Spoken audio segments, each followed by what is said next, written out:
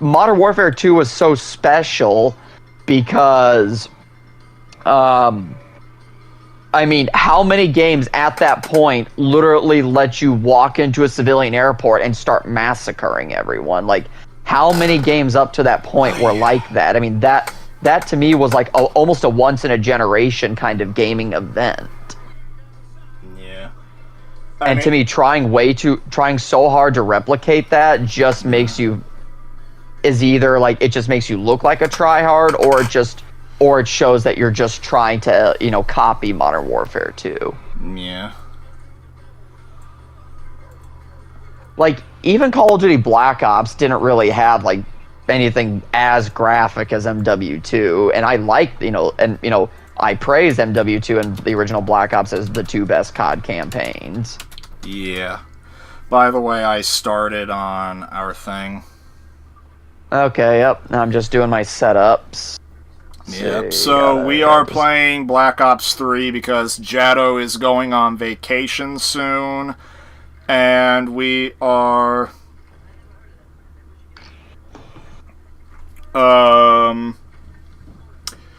just doing a stream series. Hi, Spectre. Yep, just kind of doing this because Schnick and I were just kind of talking about, like, okay, what can we do together in the interim? And what's reasonably short. And, well, we started thinking, I threw out the idea of Black Ops 3 mainly because Black Ops 3 is going to provide the opportunity for Schnick and I to kind of roast the campaign, because out of all of the Call of Duty campaigns, even the ones that are considered the lessers, like, Advanced Warfare, Call of Duty Ghost and whatnot, I could at least understand those plots. Yeah, Black Ops 3 makes no goddamn sense.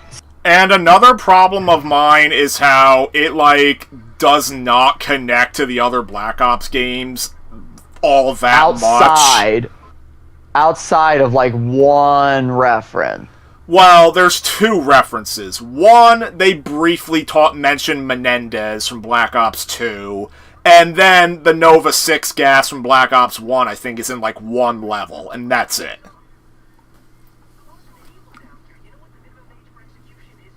Yeah, and I think that reference comes, very late in the game. By the way, do you mind if we just play on Recruit? Because I don't mind. Okay. I did a long playthrough on regular, a while ago, so I don't care what difficulty we do. Okay, select mission. Now I just need to... You gotta invite me to it. Yep. Oh, there you are. Yep. Yeah. Menu, invite to game. Okay, I just sent you the invite. Now, am I gonna have a chance to make my character and everything, or pick? Because... You should be able to. Okay, because... Oh, hey, I forgot that campaign had a rank.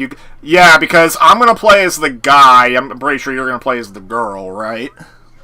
Yeah. Yeah, I'm just gonna play the guy. And since I have... And I'm gonna be starting off with the default character model, just because, I have... The only console I have actually played and beaten this game on and put any amount of hours into is on the Xbox. This game just happened to be free with PlayStation Plus a while ago, and I just happened to pick it up because, hey, maybe I'll stream it someday. But, so, my character's gonna look plain at the start. Yeah. Okay, so, looks like we're both good to go. I've got the first mission selected. Okay, let's do this. Mm-hmm. Semian Mountains in Ethiopia. Oh, another thing I recall about this campaign is that the campaign immediately starts with throwing a whole bunch of throwing the names of a whole bunch of different groups at you, and I remember might have been Zero Punctuation, well, formerly Zero Punctuation with Yahtzee, actually kind of made fun of that.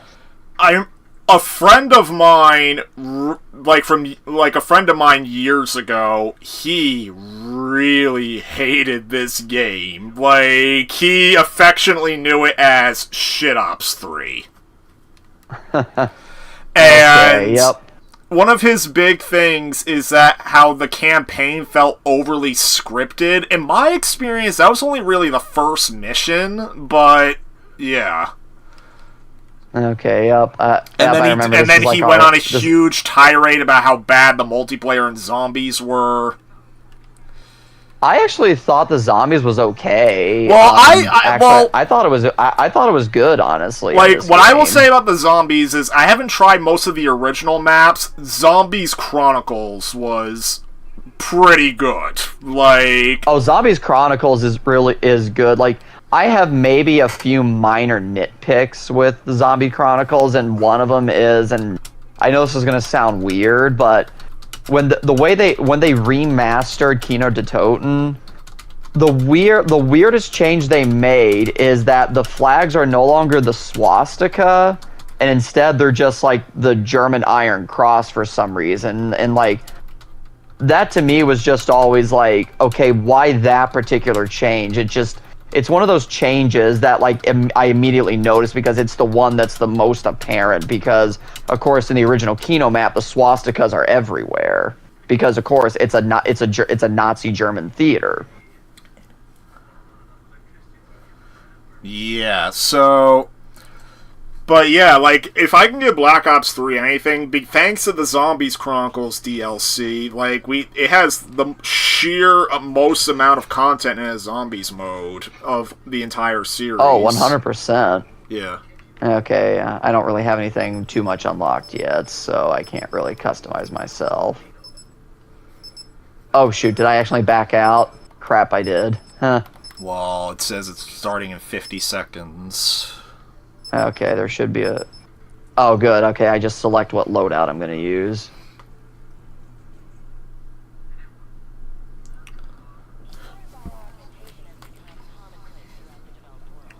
Okay, so this opening this opening narration has nothing to do with the story.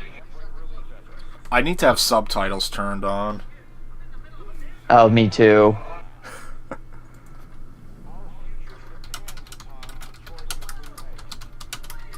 Like, I know the voice that's talking is supposed to be the president in this universe, but again, what does this have to do with anything is my question. Yeah. What does talking about global warming and environmental damage in this opening montage have to do with anything? It triggers Jaddo's anxiety. That's what they want to do.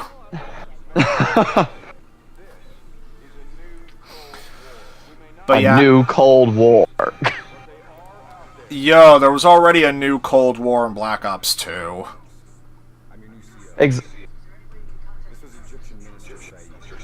Egyptian ministers. NRC. Who the fuck is the NRC? Is it related to... Is that related to Fallout New Vegas by chance? That's the NCR. Ah.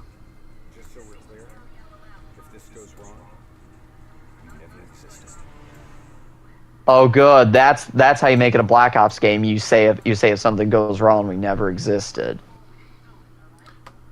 Well, they're called Black Ops for a reason. So now Spectre. Okay, I was just saying. Spectre says the Modern Warfare 3 reboot is easily the worst campaign. That's the worst campaign for everybody. Yeah, okay, yeah, I can't argue against that, because I was gonna say this just because of how it makes no sense, but Modern Warfare 3 is just insulting. Not just on a story level, but content level too. Like, this at least gives you the amount of content you'd expect from a Call of Duty campaign. That said, it would really suck if you played this on the PlayStation 3 or Xbox 360. Well, yeah, because there's no campaign on the 360 and PS3 versions. Yep. Once gameplay starts, I'm going to go into the menu and turn on subtitles. But yeah, but this is easily, in terms of the campaigns, though, this to me is the worst campaign. Like, sorry, no, Modern Warfare 3, sorry, reboot, but in terms of one that... Okay, sorry. Yeah, what I'm saying doesn't make sense. Yeah, Modern Warfare 3 is easily the. But this is right up there next to it because again, for as weak as Ghost and Advanced Warfare may be, they at least make sense. They're at least somewhat coherent. Are we in a campaign together? Oh, we are. We are. There you we are. Okay. There you are. Yep. Just give me a second. I am looking for the subtitles. Oh, there they are. Yeah, I need them too. Where are they at? Where are they at?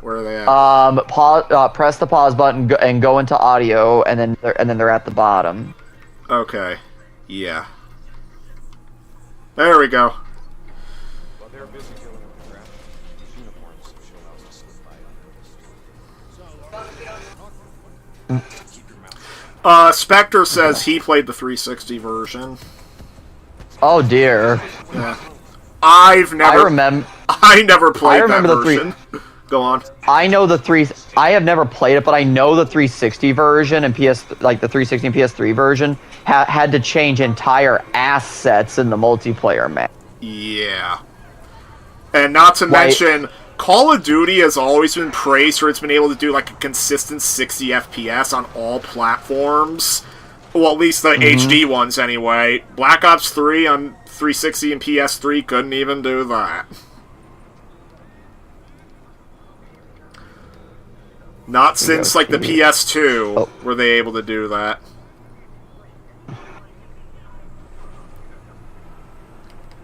I also heard one of the worst Call of Duties on like the older. I think we may have. I'm free. That corpse was like blocking me in. Oh. I do know one of the worst campaigns, or sorry, one of the worst Call of Duties considered on like the old consoles, like pre-360. Yeah. Was Call of Duty World at War Final Fronts, which was on the PS2. Yeah, that was not a port of World at War. It was like an original game made just for the PS2 market. Like, yeah, I've heard that one's not good. Well, I heard like it plays like crap, it looks like crap. Moving to secure. It's another game during Rebellion's dork period, because I'm pretty sure Rebellion was its developer. Oh my god. And somehow they still had Kiefer Sutherland as Roebuck. Well, the one thing that World at War Final Fronts has is that it has I think it has a British campaign, which was planned for the main World at War, but they didn't have time. Wouldn't that have been cool to see a British campaign with like the dark, gritty tone of World at War, like what the Americans and Russians got? Because that's how the old Call of Duties, Call of Duty 1 and Call of Duty 2, there were 3 campaigns. Americans, British, and Russians. Yep, and I remember that especially in Call of Duty 2, because Call of Duty 2, you are the Americans during the D-Day invasion. You're the Russians. I can't remember where on the front you were. They were like on their own home territory trying to push back the Germans, and then the British, I think, were in Africa. Yep. The British were in the African campaign.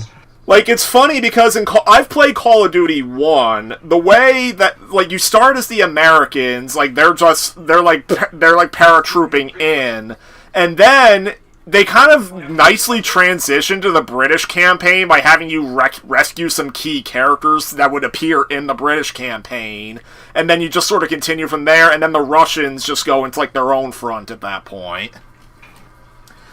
For the record, Call of Duty 1 and 2 had their own Captain Price. And like a character named Captain Price? Yeah, and he had like a beret on and the mustache and everything. And I remember all this, like everything I was reading online noted that this Captain Price was supposed to be the grandfather of the Captain Price from the Modern Warfare trilogy, but then all that got scrubbed from the internet for some reason. I mean, that would be like I have heard that theory before. Yeah.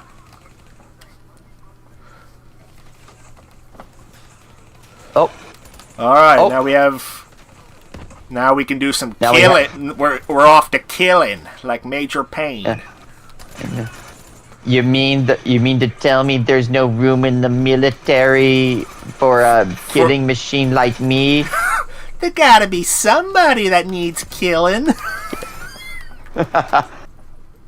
I'm gonna go. My frame of reference for this series is gonna be what Yahtzee called it, which is Spunkaga Wee Wee.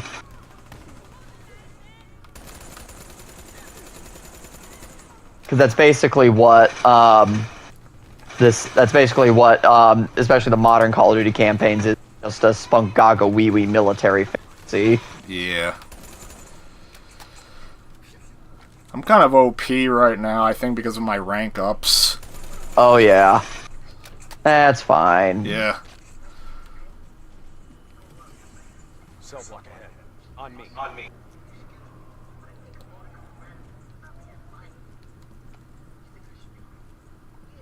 There's still no personality to start this game with. Breach observation. Like, I feel like every Call of Duty has always had like a mission that is able to give the game some kind of personality. Do you think this game has that mission?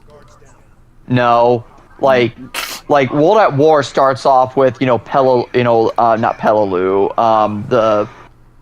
I'm trying to remember where the opening mission takes place, but it's like that perfectly sets up the dynamic that you're going to be working with, the tone and everything, the story.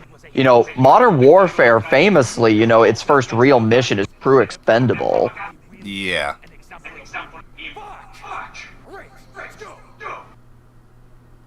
Oh, and apparently, I guess we're in the middle of an uprising in Egypt in the middle of an uprising in Africa for some reason. Now you're gonna breach. Ah, no slow-mo.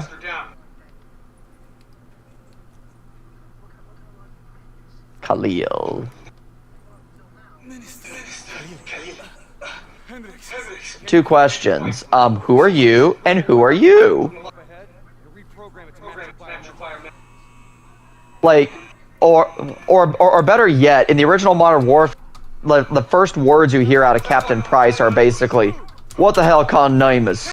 How'd a Muppet like you make it past selection?"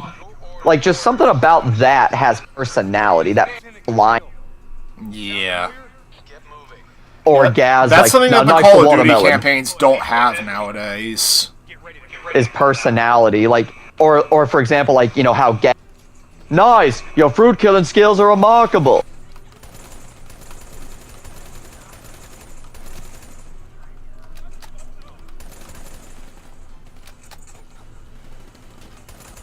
Or even in the tutorial of the OG Modern Warfare 2, like, you have the character Corporal Dunn who says, like, her General Shepard wants to pull a shooter from our unit for some spec. And then you can look up and you see General Shepard there. And that kind of invites some kind of, like, okay, what does he want us?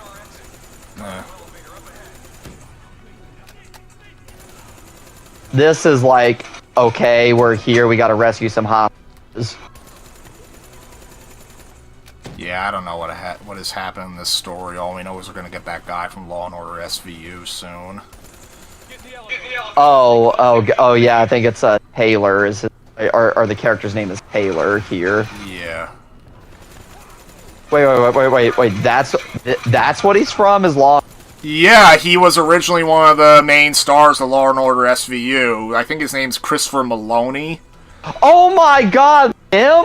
Yeah, alongside Mariska Hargitay, he was one of the main stars of SVU, and then he left at one point, and then it was just Mariska Hargitay for years, and then eventually he came back for a guest spot, and now he has his own spin-off, I think. Trust me. Well, apparently, trust me, Christopher Maloney, I know, kind of one of the generic military actors from Man of Steel that actually that kills the character Feora, I think is her name. She's General Zod's lieutenant. Yeah. Feora or I can't remember what Zod's lieutenant's name was in Man of Steel, but But anyways, that actress, she and Christopher Maloney, have like a fight, have a fight towards the end of the movie, and Christopher Maloney says the line, "A good death is its own reward." Good to go, Exfil in 10. Diaz, you and baby. Okay, yep, I can hear Christopher Maloney's voice. Yep. That's definitely coming out of his mouth. Okay.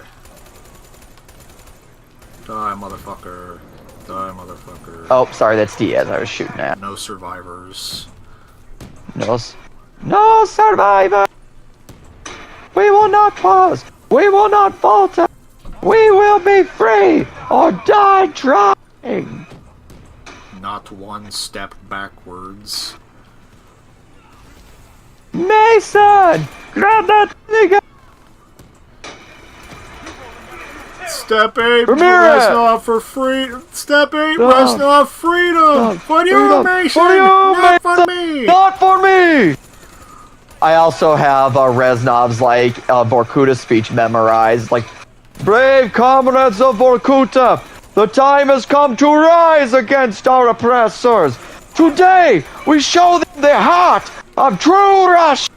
We have all given our blood for the motherland. We have answered her call without question. We gave her our youth, our hearts, our very souls for her protection. As brothers, we fought side by side against the German fascists. We crawled through the dirt and blood and sand to achieve our glorious victory. Not for glory, not for medals or for glory, but for what was right. We fought for revenge when Berlin fell. How did our leaders repay us? We returned not to the rapture welcome, but to suspicion and persecution. In the eyes of as we were tainted by the capitalist West. Torn from the arms of our love, we found ourselves here, this place, this terrible place. We have been starved here with no hope for release, no hope for justice. We have toiled in Dragovich's mines until they fled from our. We have watched our comrades succumb to sickness and disease. We have been starved. We have been beaten, but we will not be broken.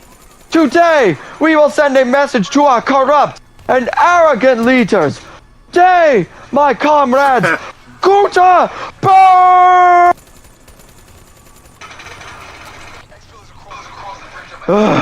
I played Black Ops a lot back in the day, so I memorized the crap out of that epic speech. You know another sin that this game commits? What? It's the first game in the sub-series that does not have Reznov at all. Yeah, on any level. At the very least, Black Ops 2. Yeah, in Black Ops Scene 2, with he him. only has like a very brief cameo, like in another one of Mason's hallucinations, but... Well, and sort of, there's a cameo at the end, like the Avenged Sevenfold music video. He where you can actually appears see in the audience there. Yeah, like Mason's dancing next to him, and then he disappears, and then Mason looks again, and then he has this, like, look on his face. Yeah. I don't know about Black Ops 6, but I know in Black Ops Cold War there's no Reznov either, but at There isn't. very briefly you can see the numbers flashing through Mason's head. Yeah, briefly during the mission where you play as Mason. Yeah. Black Ops Cold War, no, sorry, Black Ops, there's no res.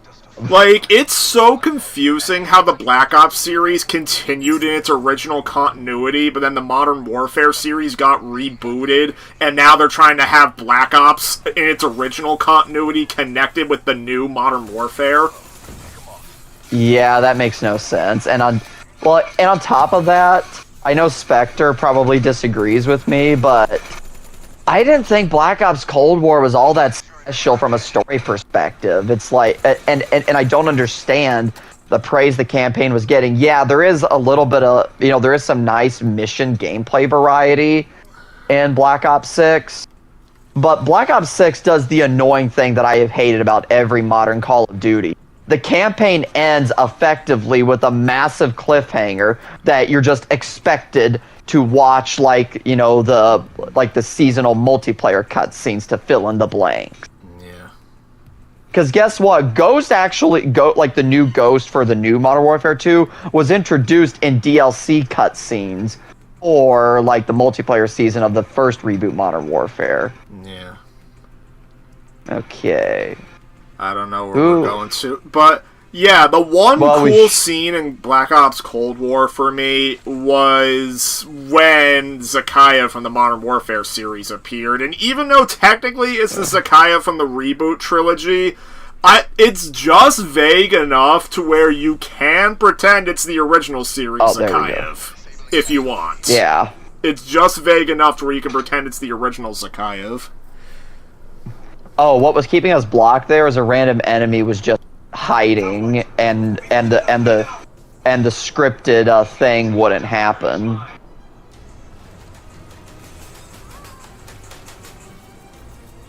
Also, is it just me, or does that thing look like that VTOL thing that looked like one of the aerial units? Aerial units from what? Terminator. Oh, HK. Yeah. Yeah. I would know. I would know that because ahead. Terminator Dark Fate, in its totally original future with Legion, still calls those things HKs. Oh my god. Like, Terminator Dark Fate is just weird because, like, it tried to, like, proclaim it was doing something new with its story, and yeah, they kill off John Connor, a pretty ballsy move. But then, like, the new character, Danny, is literally just a female John Connor. Complete with her saying the no fate line word for word. Wait, the whole, like, there's no fate we make but our own? There's no fate but what we make for ourselves. She says it word for word. And Sarah doesn't even connect it to John. God. And also, the twist that she's the resistance leader, they do some fucking idiot logic. The whole reason why it's a twist is because Sarah just assumes that she's the mother of the resistance leader because that's how she was. And meanwhile, sitting in the same damn room is Grace, who just doesn't correct her for the next hour of the movie. And she doesn't correct her for no reason other than Grace kind of becomes an asshole, like in the second half. But there's still people, damn it.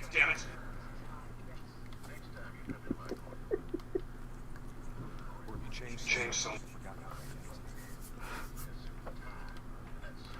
Alright, we have to get in. Wow, they even got Christopher Maloney.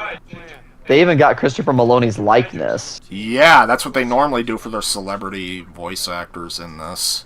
More robots. I know, but his likeness is pretty good. Well, I mean, even Kevin Spacey's likeness in Advanced yeah, Warfare I was about to pretty say. I got the wheel. Get on the tail.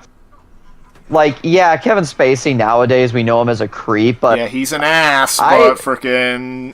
I liked his. I'll be honest, I liked his performance in Advanced Warfare. Yeah, like, of the three, like, first 8th gen games, so Ghost, Advanced Warfare, and Black Ops 3, Advanced Warfare is probably the most solid of the three of them.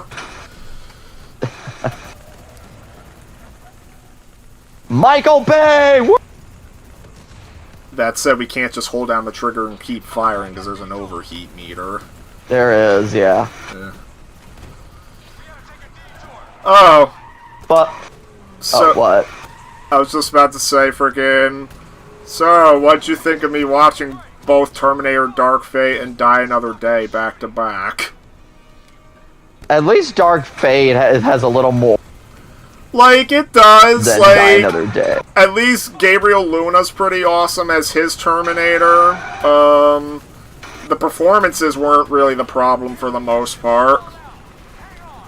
I know one of the things that annoys Chad about Die Another Day, fencing scene starts off practical and then becomes cartoonish. It's not fencing, it just becomes a sword fight.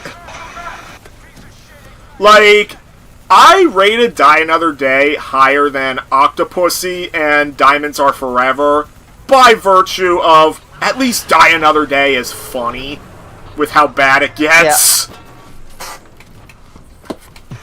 Like, to me, one of the only few things I really liked about, if maybe I would be too with it. I mean, still not a good movie. Yeah. But let's be honest, Halle Berry is one of the bomb. Halle Berry and she's one Rosamund of the Pike. hottest. Halle Berry Oh, yeah. and Rosamund Pike. Well, Rosamund Pike is fine, but Halle Berry has. Well, Halle Berry's the one who gets the frickin' swimsuit scene in the ocean.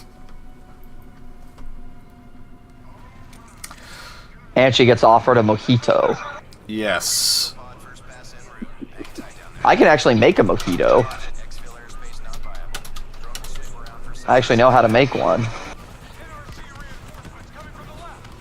Okay, now we just gotta defend here. Grenades!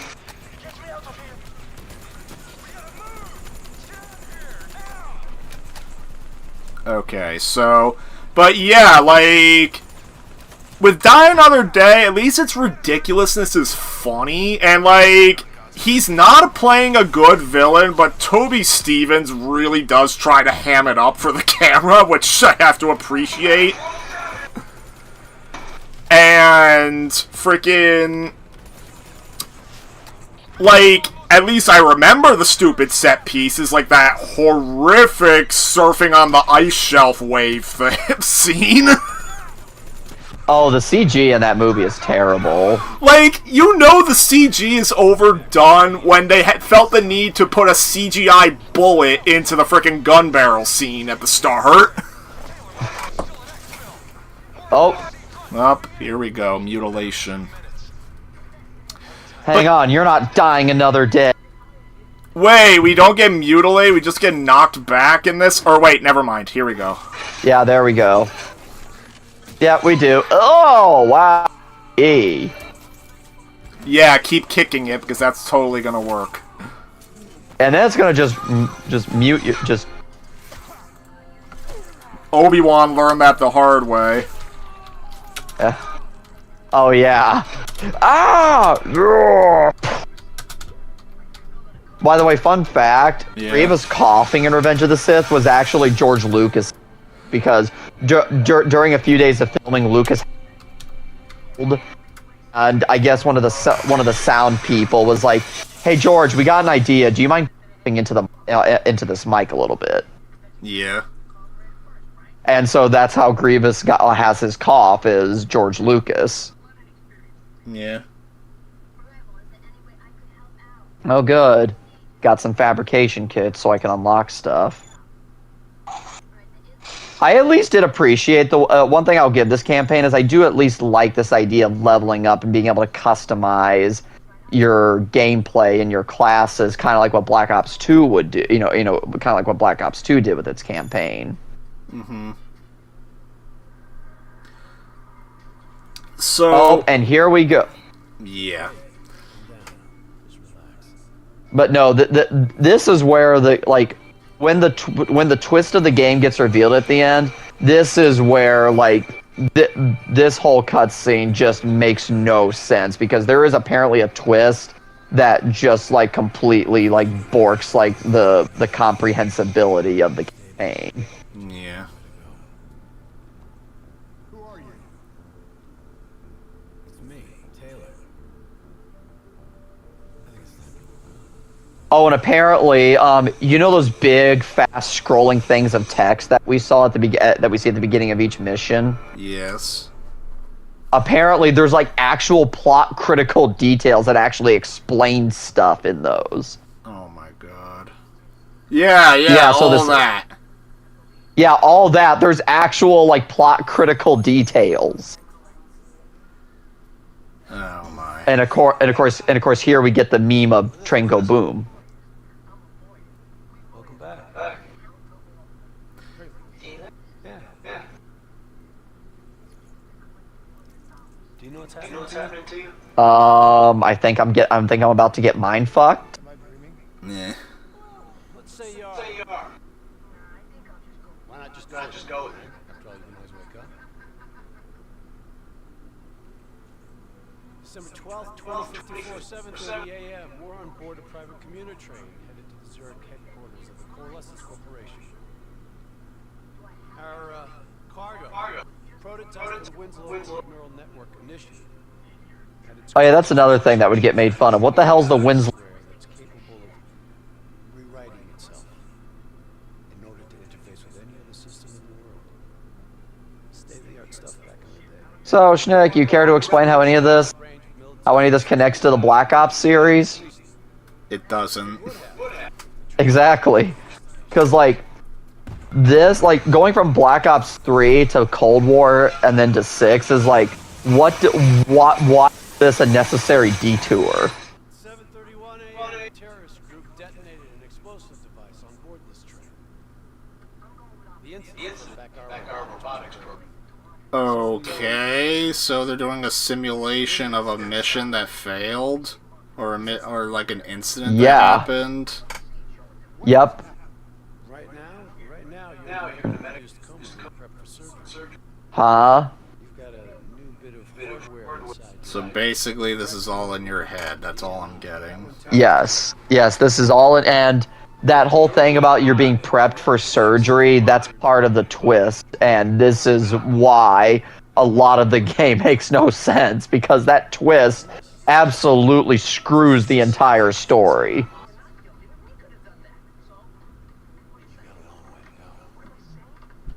And then of course we'll have all the weird mind stuff that happens later, and if you don't remember, trust me, it gets pretty fucking weird.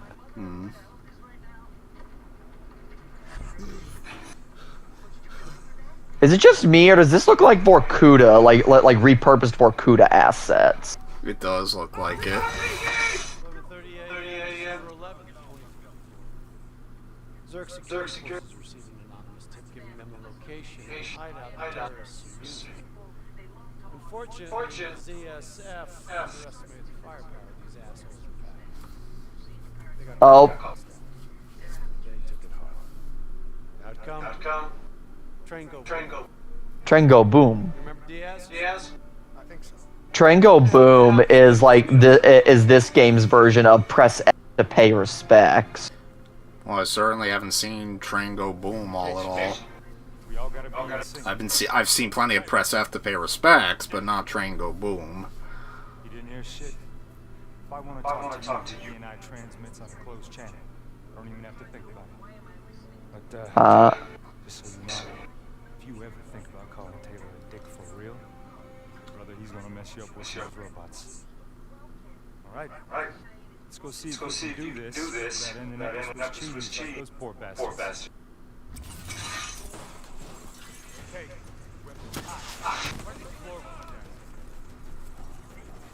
Oh, Okay.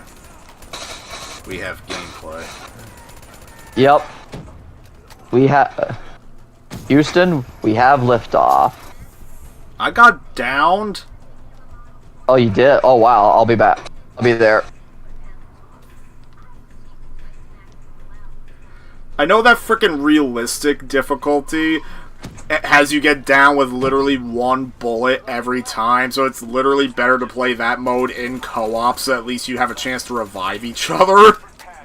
Well, not just that, but like I think it has like different parts of your body you can actually take actually take damage, and that can actually affect your gameplay. Oh god. Or that might also be Infinite Warfare as well.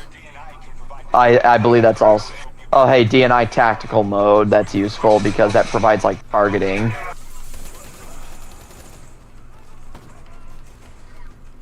Oh, who's... I thought I had somebody behind.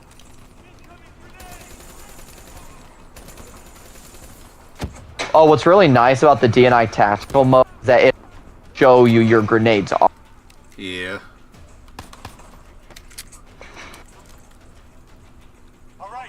Like, the funny thing with a lot of modern COD campaigns, like the even the lesser ones, the gameplay isn't typically the problem.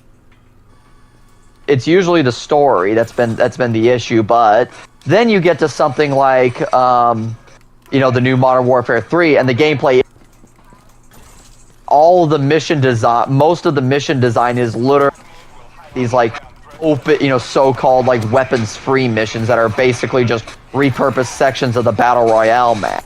Yeah. And you can tell. I mean, that's why, like, you know, that's why, like, when you find weapons in them, or in the missions, they literally appear as if they're like, you know, you're finding like stash of weapons while you're playing around. Mm-hmm. Reinforcements at the truck.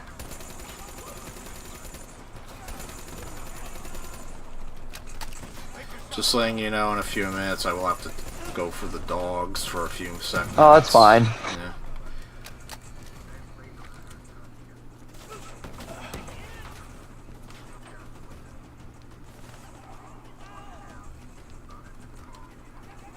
Oh yeah, another thing about this game is this was clearly still the period of time when Call of Duty was obsessed with, like, being in the future and having, like, wall. Yeah, and then Infinite Warfare came out the next year. That's when people were utterly sick of it. And then, unfortunately, it was horrific timing on Titanfall 2's part, because that was part of why that game flopped, on top of Battlefield 1 launching alongside it. Yeah, EA really screwed Titanfall 2. Yeah.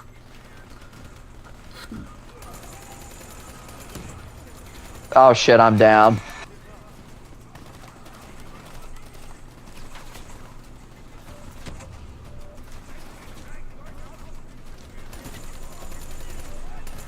Oh, there's a grenade. I got it. DNI doesn't just help us communicate with each other. It allows us to interact with a variety of computer systems. Like Black Ops 2 felt like it had a happy medium, and that's why okay with the future stuff is that there was a happy medium. You try to process and control all that.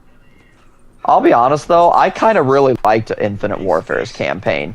The one thing I didn't really like about Infinite Warfare campaign is Harrington from Game of Thrones is the main villain, and he's on screen in the game for like 5 minutes. Yeah. And he's not really that threatening of a villain.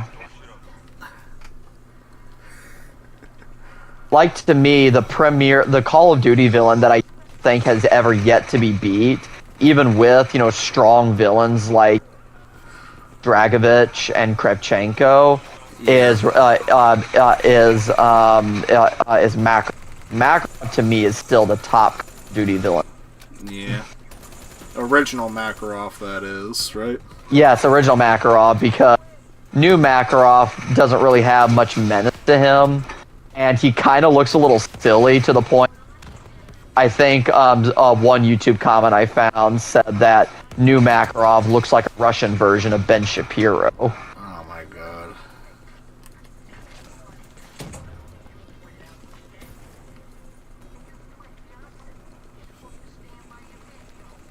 And the joke with Ben Shapiro is that he just looks like despite his attempt to have the persona of being like a tough dude, bro, he looks like a chump in a.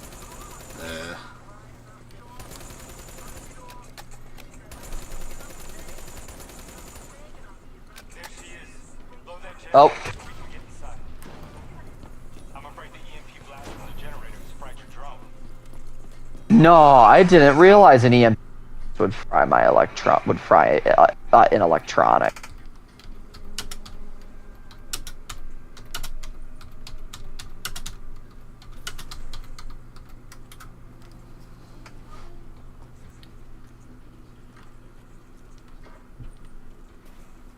Let go. Oh, there we go. Grab fresh ammo whenever you see an ammo crate. Last thing you want is to be in a fight with no bullets. If we need to take a rest, how do we do that while still on a mission? If we need to take a rest, I think we can just hang back here, like just hang back in this corner. Okay. I think we can just hang here. Yeah, because I need to take the dogs now before they start aching me for me to do it. Alright. Oh, that's fine. Yeah, I'll be right back. If it kicks us out, I hope it doesn't kick us out. It shouldn't.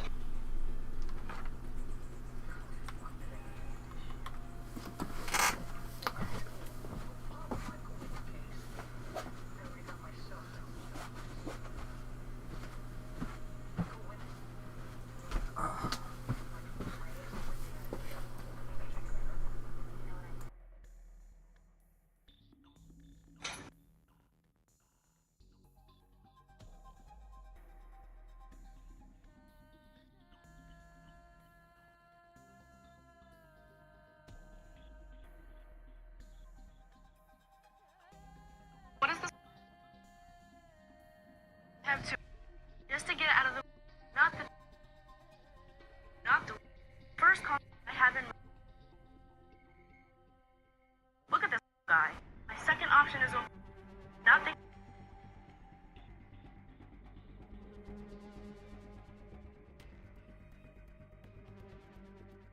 Genesis.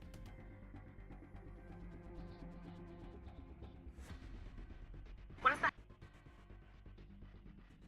Well, some may say not the Xbox. Not that. This call. All right. Question do you have for? I'm going to play one of these fake games.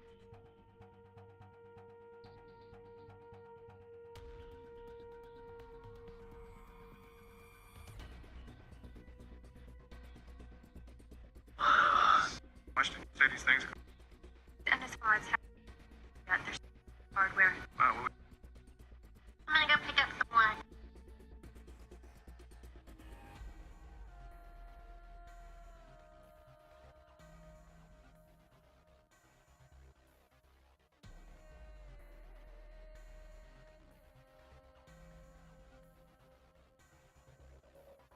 Here it is.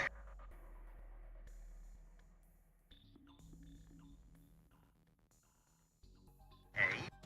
You trust your wife? She'd go string. So.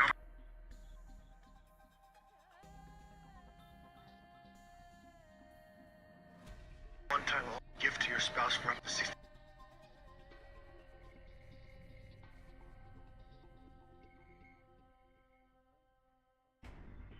Here's a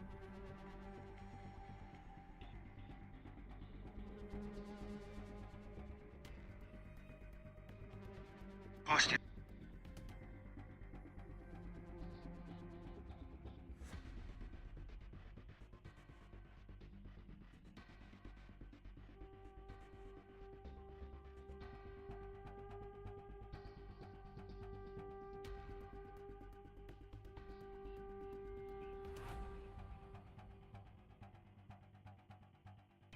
trust your. I'm Redmond.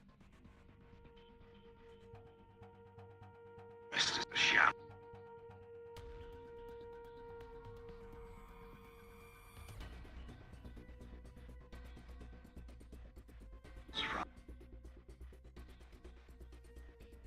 Bang. Two.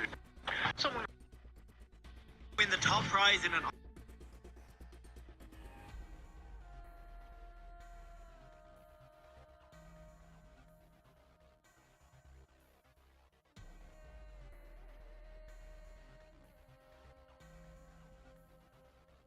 Realize some of the game.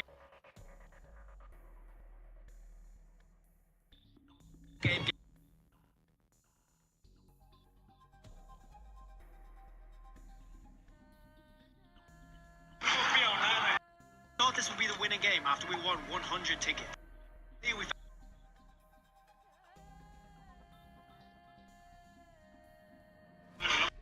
gave us.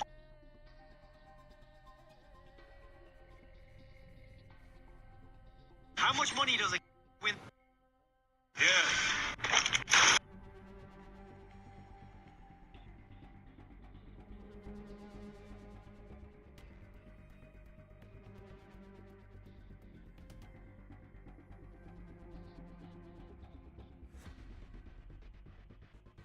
First game.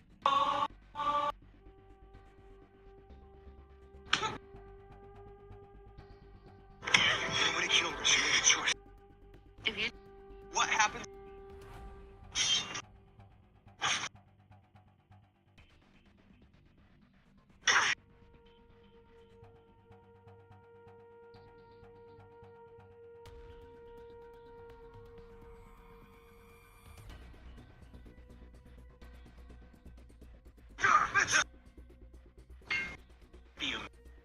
wasn't he?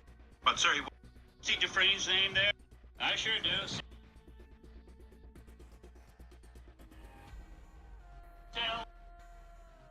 Stands a reason he'd still be here in the... Come on, not half.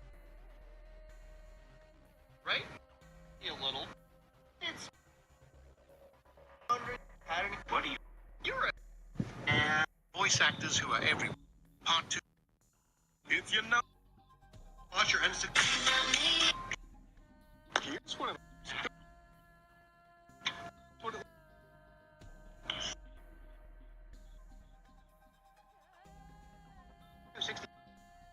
GameCube.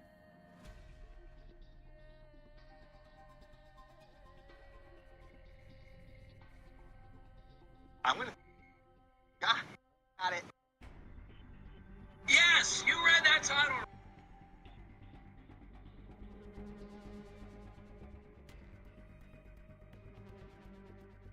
Fox Games. Well done. Thanks. Me, bro. This is huge because of mid like mother. I can just cancel.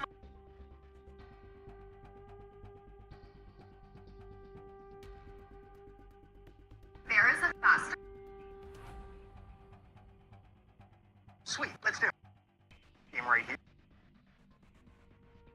That series? Follow.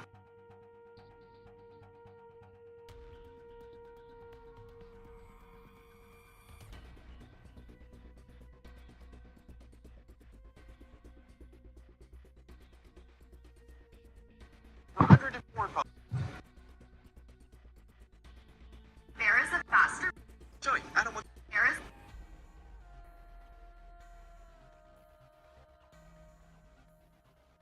Yeah, sure, no. Preston. Man, the chef wants to know tahini that you don't like. No, the tahini sauce is fine. Chef, she says it's... Then order something else. Order. Can you still get $1 pizza? Future Rising. We want to see.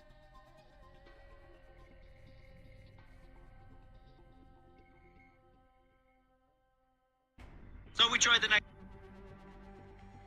Tried another place. And another. About 10 more places. Though we were getting closer. Find a nice. He's struggling here. Place actually called 99-cent pizza. In fact, there are multiple. Oh no. Guys. Can you still get $1? Dear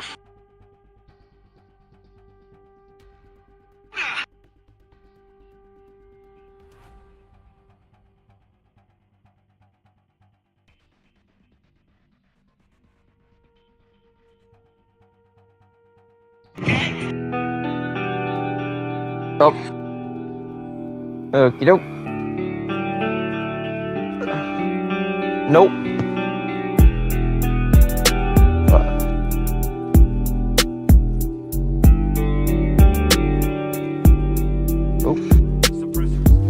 Oh, the other thing I like about the is that it actually shows you where like all the enemies.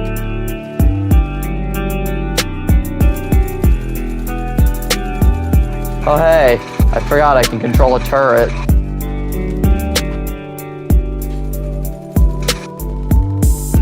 Oh, sorry, that's you that I was shooting at, my bad.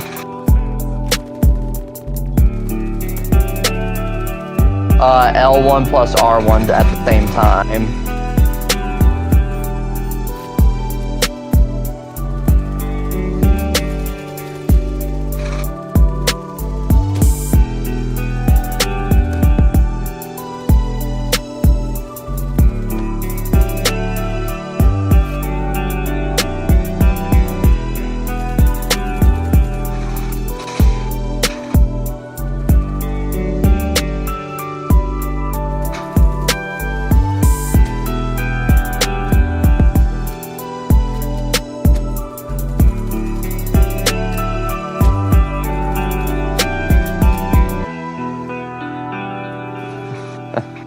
Yep, this entire this is the tutorial mission of the game. The faction's hideout is just ahead. Once inside, interface. I didn't turn my screensaver off, but now it's off. So Progress.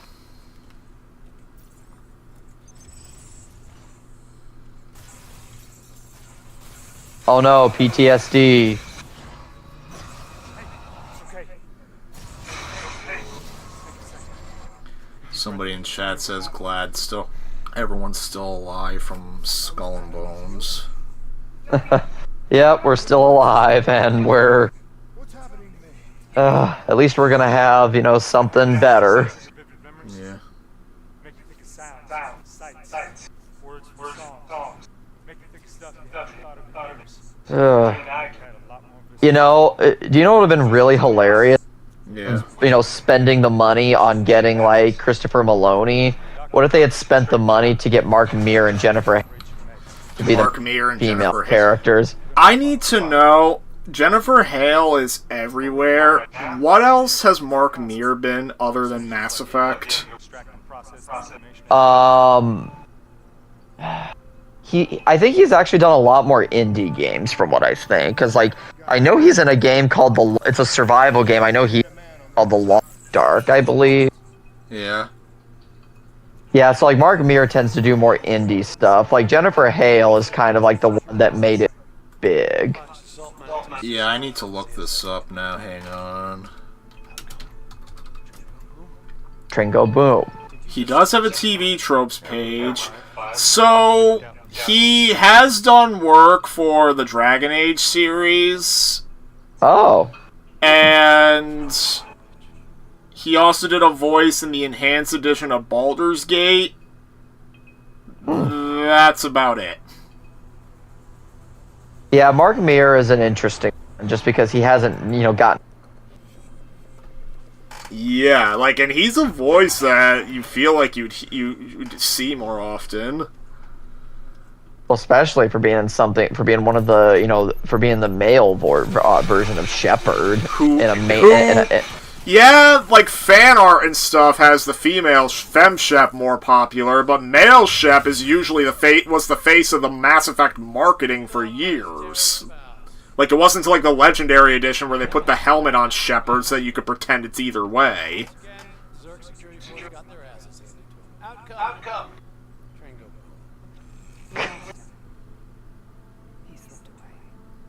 Remember Special Hall? She's gonna walk you through the next part. Exactly what she says. Oh, there's a mission where you take her on later in the game.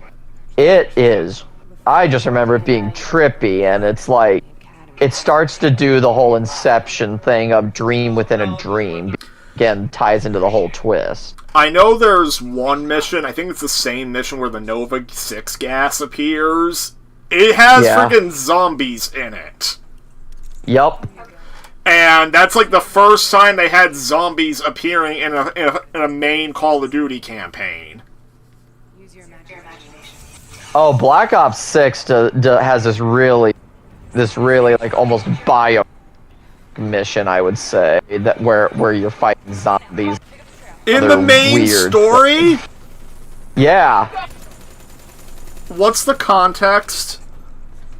You break into like this like defunct like manufacturing lab or something, and then you inhale gas, and then your character goes on a massive, basically acid trip. Oh, so it's another hallucination. At least they didn't canonize it. Because zombies is like its own thing. Yeah. Oh, and by the way, the final mission is you're inside of this woman's head, and it honestly, I kind of put that mission out of. What are we doing here? I think we jump. Whoa.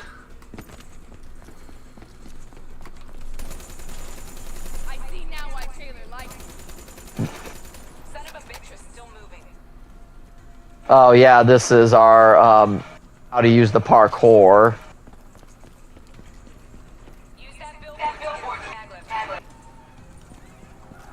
Oh, okay.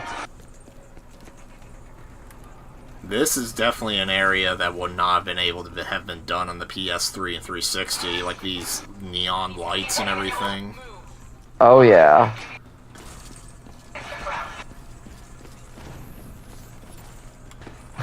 Some of these abilities that you need, especially the system paralysis, since later you're going to be fighting mostly enemies with cybernetics, and you can just yeah.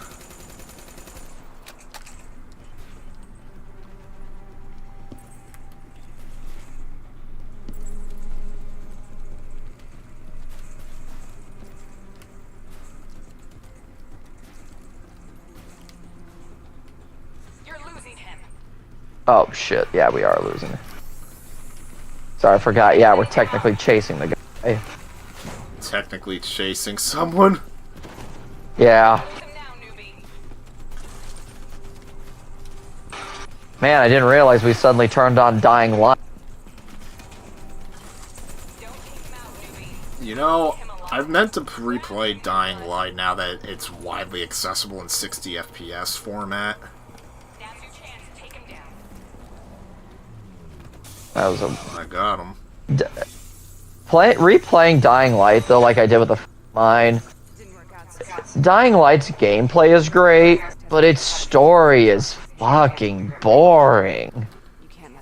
And honestly, the first one at least has a couple of things about it that keep it from being a complete snooze fest. The second one's even worse on that front. You see, okay, so I actually have tried to play the second game as well. Yeah. My problem with it is the parkour stamina meter is a stupid-ass idea. And secondly, the whole, you cannot be in darkness for, you can only be in darkness for a certain period of time, otherwise you start to turn, and it's like they added so many systems in Dying Light 2 that make the gameplay extra annoying and frustrating. Another thing that was more of a pet peeve, and because it's something I sort of understand, how the game at launch had basically nothing in terms of guns. Yep, and then they had to add guns. They did, they had, crossbows and such, and there was one actual gun you could get called the boomstick, but it was you could use it twice, and that was it. And you had to throw it away. My understanding is they did patch in proper guns later, but I still haven't found one yet when I last played. And it's the only reason I say that is because Dead Island 2 proved you can have guns in a zombie game and have them be just as fun to use as a melee weapon. Because Dead Island 2, Dead Island 1 had them, but, they were best... Ammo was not very common for them, and because of how kind of generic they were best saved for encounters with human enemies. Uh-huh. Whereas Dead Island 2 actually made them, because they added them to the weapons you could customize, and there was all these different gun combinations you could make on top of bats, machetes, and everything, that, yeah, they made it work. It's especially impressive considering that Dead Island 2 only has zombies. There's no human enemies. And that's one thing I appreciated, is that, because that was all parts of Dead Island 1 and Riptide, to have, human enemies, especially ones that could shoot back. Well, the human enemies were even more annoying in Dying Light, because it felt like they took... Oh, God. They barely reacted to your hits, and, it felt like there was not much you could do to them. And, honestly, that's part of why removing guns from Dying Light 2 stung even harder, because at least in Dying Light 1... Because, yeah, in Dead Island 1 and Riptide... Human enemies were annoying, but that's what the guns were for. You could fight them that way, and Dying Light 1 had that option too. Not Dying Light 2. You had to fight them head-on, and they were extremely annoying, especially with how they dodged around and everything. Give Dead Island 1... Yeah, give Dead Island 1 and Riptide credit. At least they couldn't dodge around like freaking Superman. But yeah, go on. Sorry. Oh no, I was just gonna say, like, Dying Light 1 though, sections where they just throw a bunch of human enemies with guns at you, then it feels like it turns into fucking Call of Duty. Well, Dead Island, in fairness, Dead Island 1 and Riptide were guilty of the same thing. Sorry, I didn't mean to say Dead Island. Also, Dying Light 1 made it a problem where if you use guns, all zombies infected normally, like the running ones, would just immediately swarm to you. Well, not just that, but like, and I confirmed this, zombies would pop out of nowhere. Just like Walking Dead Survival Instinct, huh? Yep. Yeah, Walking Dead Survival Instinct was so freaking guilty of that. But that was my problem when I played that. Oh dear. And you know, I have the Walking Dead Survival Instinct DLC, one of which is a freaking wannabe of Call of Duty Zombies. Wait, like an actual like survival mode with... There's an actual Horde mode DLC for Walking Dead Survival Instinct that's basically like Call of Duty Zombies, and it's badly done.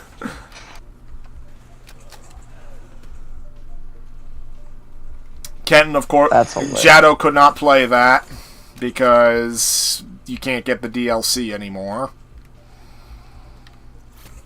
Oh man, I'm so heartbroken. I know. He would have been so upset missing that for the review.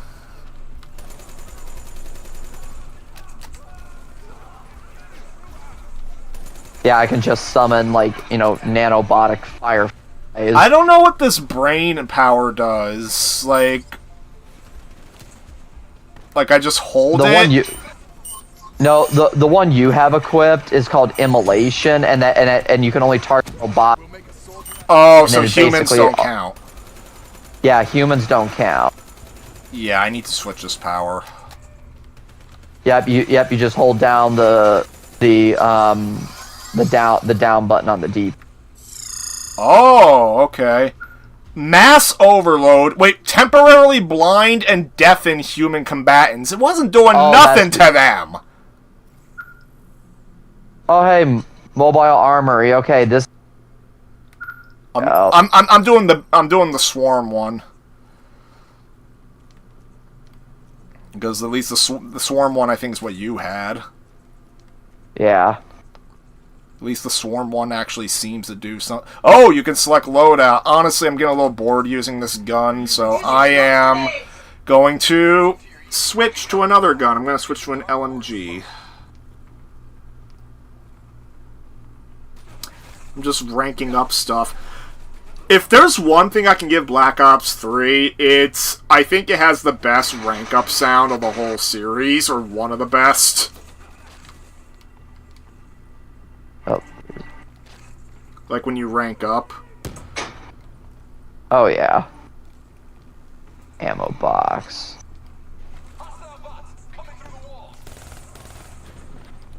This is a burst fire LMG? Huh. I'm starting to like.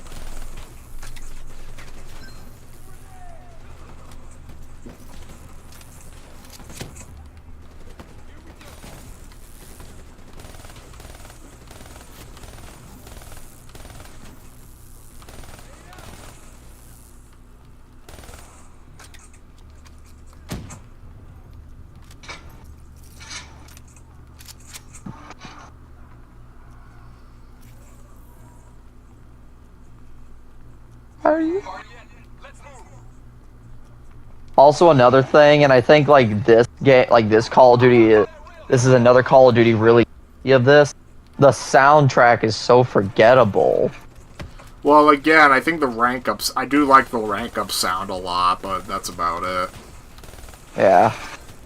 Like, and you were kind of talking about this on like our last Bone stream. Is just the idea that video game music is kind of lost its. Yeah, pretty much. Like, it feels like, with the exception even of, like... in Call of Duty...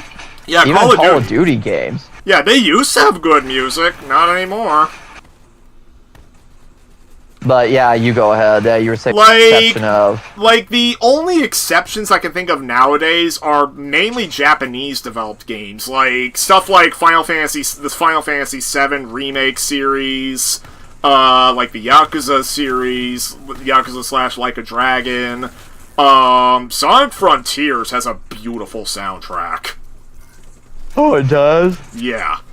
Like, it has, like, obviously it has, like, the hardcore rock soundtracks, like, the series has, like, this has been known for since Adventure, but when you're, like, exploring, like, each of the overworlds, because there's more, it's not one big open world game, it's, like, multiple maps. And, like, the music there is so atmospheric. Like, oh my god. And then, trying to think of other examples. Like, I mean, Smash Brothers, like, I mean, the Mario games, like, frickin' generally Japanese-developed games, more often than not, they still got it in the music department. Especially when they're Square Enix published. But a lot of Western-developed games. Like, Western-developed games are going for, like, generic movie soundtracks. Well, movies are guilty of it, too. Like, movies used to have more memorable soundtracks than they do now. I got a trophy, for some reason. I don't know why. Oh, Because I've already gotten most of the trophies I'll probably get from this game, but yeah, like, you want a good example of how movie soundtracks have degraded? Watch the original Bourne trilogy. Bourne Identity, Bourne Supremacy, and Bourne Ultimatum. And then watch Jason Bourne. I just remember Jason Bourne being a very cool movie. It is. Like, it's not only a pretty forgettable movie, the camera work in that movie is nauseating. Even worse than the original trilogy? Oh, yeah. Very, like, you thought the original trilogy could be bad with the camera work and the shaky cam? Jason Bourne dials it up to 11. There's a shot in the trailer where you see Matt Damon, like, about to do, like, this fist fight, and, like, he knocks the guy down in one punch. The trailer had that shot zoomed out. The movie itself has it not only more zoomed in, but the camera is shaking during that. This is where it all went down. Oh, lovely. And that's how most of Jason Bourne is shot. How they got the explosives on board. I hate shaky. I think one of the worst movies I've seen with shaky cam was actually like a movie called Mile 22, which was an action movie with Mark Wahlberg. What movie is that called? Mile 22. It has Mile Mark Wahlberg. 22. Like, yeah, like Jason. I've never seen Mile 22, but to date, I think Jason Bourne had the worst shaky cam I've seen in something. And again, the soundtrack, like, the soundtrack in the first three movies is so kick-ass during the action scenes. Like, Bourne Identity has, like, Ready, Steady, Go in that. Like, that is, like, awesome car chase music. And then the similar car chases in Jason Bourne is just generic drum beat music. That's, like, in every Hans Zimmer inspired generic drum beat music. That's it. Have the Cyber Soldier program. Hang in there. 7:25. Got about 5 minutes. I'm sorry, what have we been doing this whole... Mindfuckery. Yeah, just barely nothing. Like, We're on the this train is, from the like, start of the mission. Like, the weird thing here is that, I mean, yes, this is serving as a tutorial, but this is a real long mission.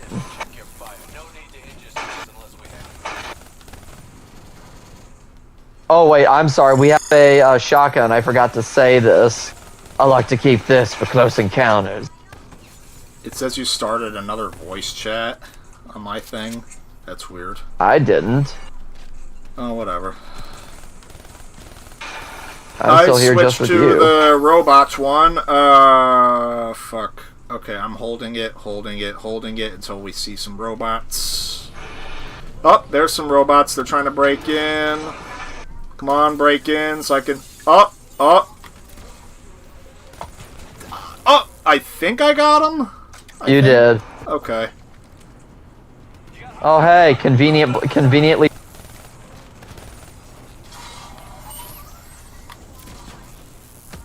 Oh yeah, that did work.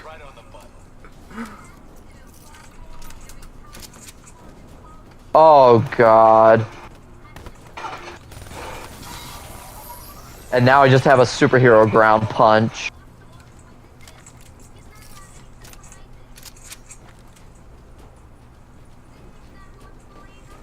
Right now, Alma is watching my cousin Vinny with a bunch of people in another server.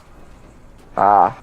Yeah, well, there's a fucking surprise. It's a server I'm in, so... Like, I have the movie on and, like, quietly in the background just because I want to see their chat. Like, off to the side, I'm just seeing their reactions and text. Can you do, just because it's one of the funniest scenes in the movie, can you do Joe Pesci's, like... What do you want me to do Joe Pesci of? His suit, like that whole suit. Oh, that scene? Okay. Yeah. Mr. Gambini. Yes, Judge? Are you mocking me with that outfit? No, Judge, I'm not mocking you. Now explain that outfit. I bought a suit. You've seen it. Now it's covered in mud.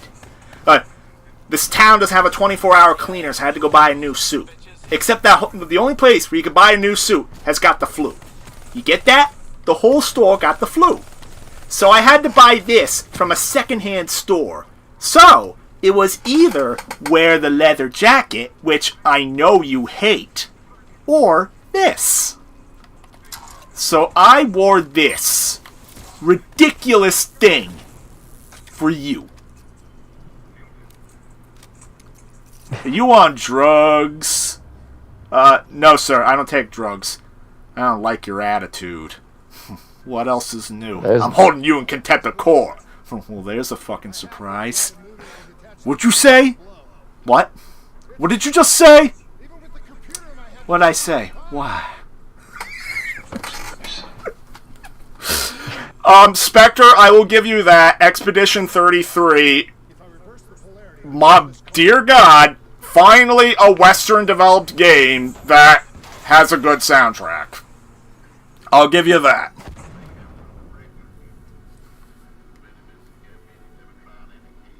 There was no way to stop it. Your DNA might show you all the options, but only you can decide when you're willing to sacrifice. Sometimes you have to let it go! Let it go! Okay, now you're on the list of those getting punched in the face right now. I expect better. You should. Miles, you are aware that Let It Go is my equivalent to Sean and My Heart Will Go On, right? Yeah. Mm-hmm. Oh my god. In other news, you know I got a new Pikachu plush today, right? Yep. Yep, he's a big boy. He met his little brother. Like, I was concerned with the sleeping Pikachu because of the way, like, the tail's supposed to be stitched to his back. And I'm finding the stitching on this new Pikachu is even flimsier out of the box. Ah. So now I'm even more convinced that they only stitch it to the back as, like, a shipping protection method. Because I did notice, like, on eBay and, like, lots of Reddit posts that lots of these Pikachu plushes do have it come loose, where it's, like, where it can, like, sway freely. And some people on Reddit even admitted to cutting it loose on purpose. I'm not gonna do that, but if it comes loose, basically, all I was reading was telling me don't lose sleep over it. Even Jado was telling me don't lose sleep over it. Because his Jigglypuff plushes are made by the same manufacturer, and they have the same thing with the Jigglypuff's hair, where it's, like, stitched down. and then it came loose for him. Hmm.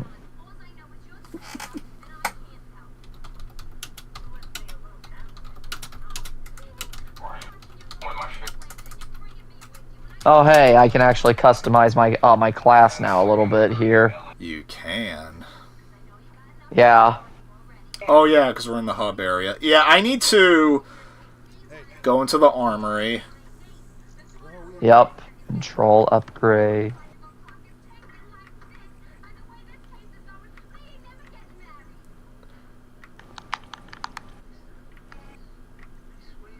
Let's see. Marshall, system paralysis, aug breakdown. I think I'll do chaos. Take. Oh wow, frickin' there's other crap I can frickin' open.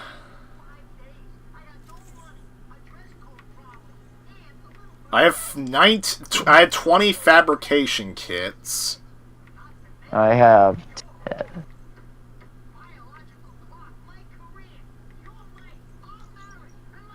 Short circuits to control. Oh yeah.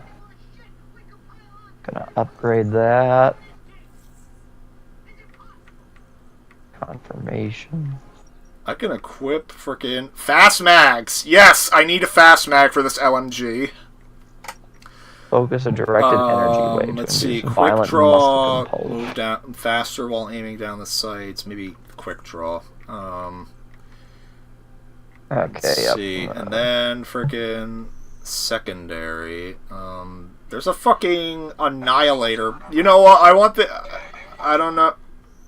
Yeah, I want the annihilator.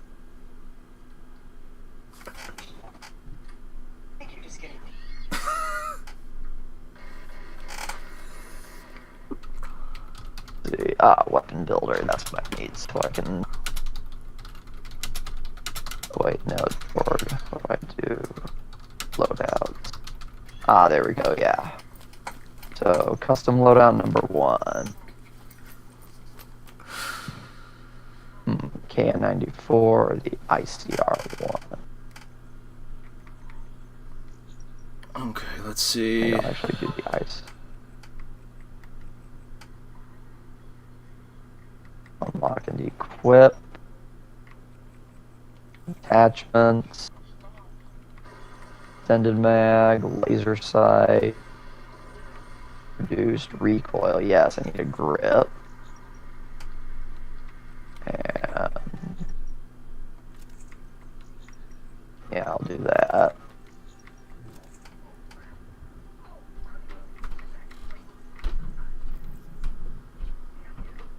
Pick up any weapon on the battlefield, yes.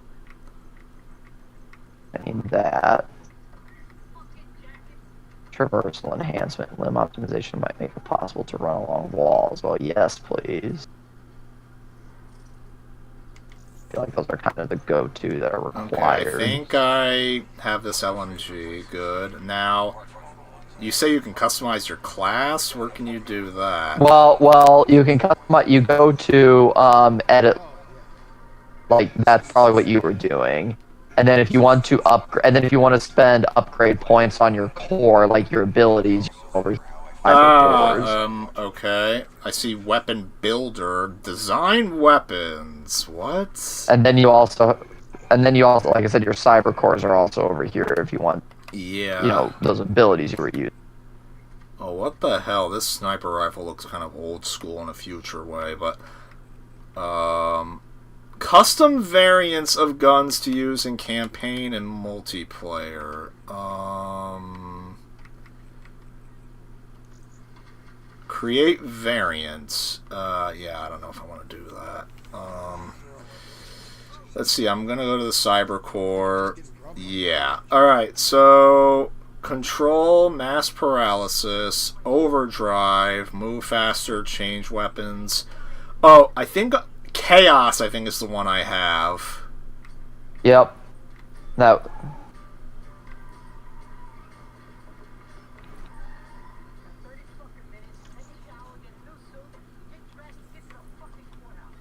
Let me see. Firefly Swarm.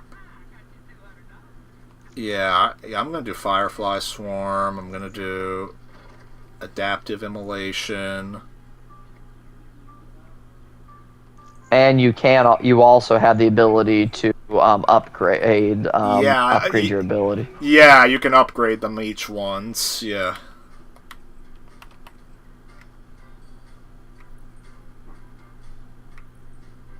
Yeah, I think I'm good with the upgrades on here.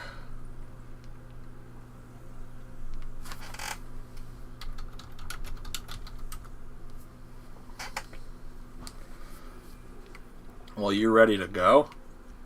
Yep, are you? Yeah, I think so. Okay. Oh, yeah. And I'm gonna have to... Next time I'm gonna upgrade, or not upgrade, but change the customization of the character. The station was tasked with keeping an eye on since the wall went up and the authorities abandoned evacuation. Would you like to know Alma's reaction to Mr. Gambini being in that suit? Oh god, what was it? Willy Wonka has entered the court.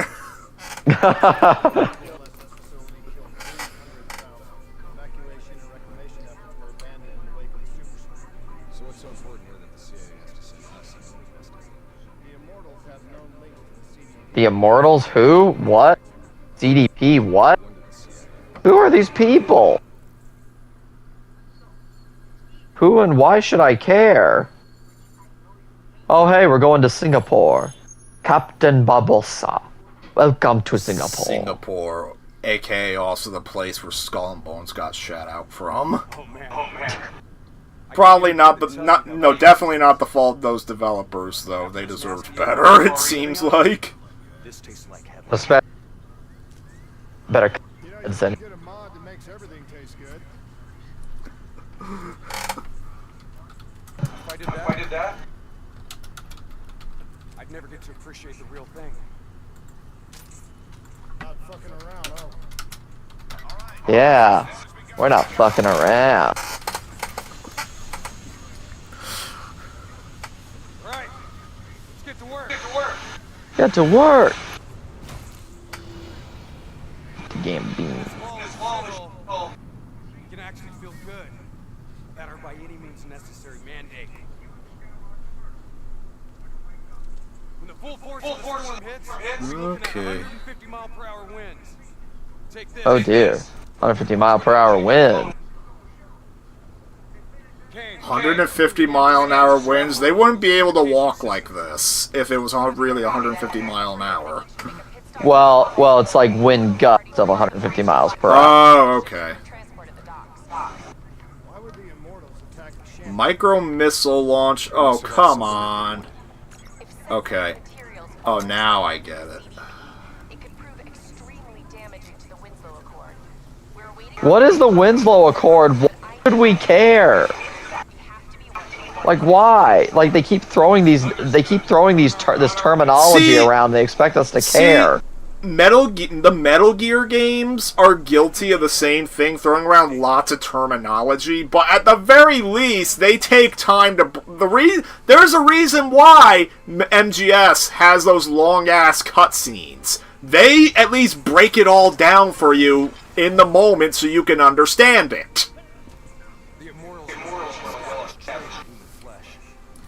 And it helps that there's really good voice acting and a hook that gets you into it. Whereas, like, again, why should we care here? Like, oh my god, they're gonna put, like, a bomb.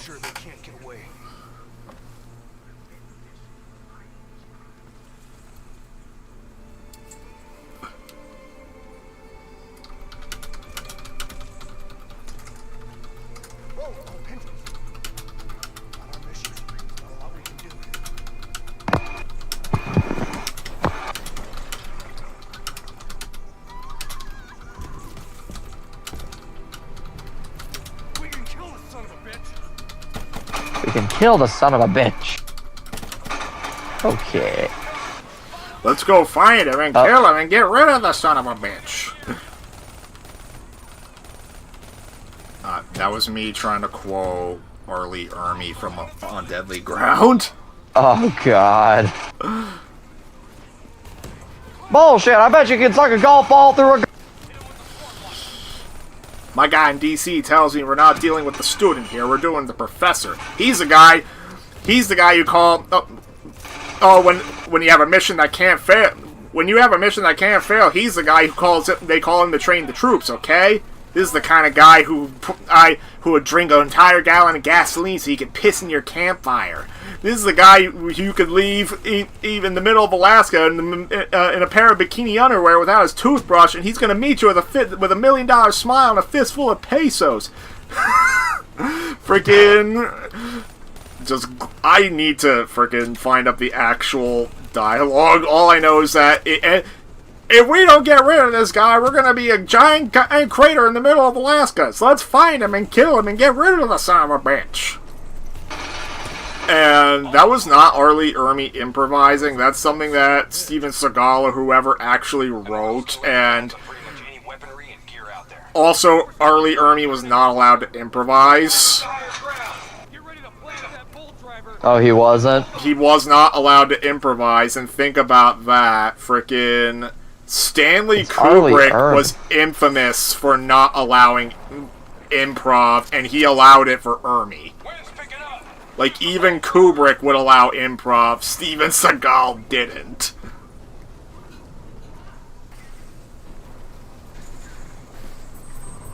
Oh.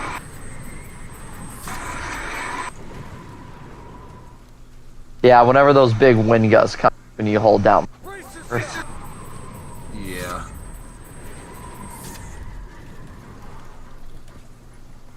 Brace yourself!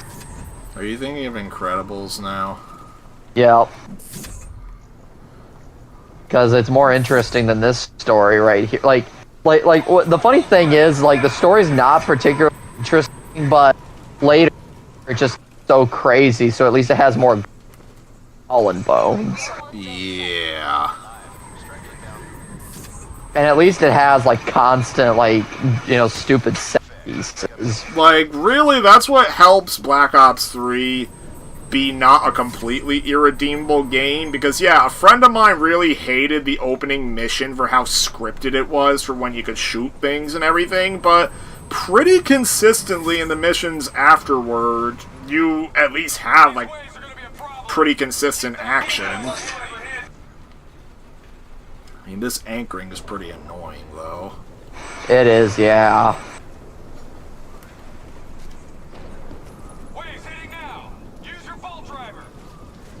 I am trying. Now you have to anchor down for waves. Yep. Oh I guess you have to brace, you know, kind of like, you know, a certain game. Oh my god, I never even bother with that because it's like it didn't even make a difference.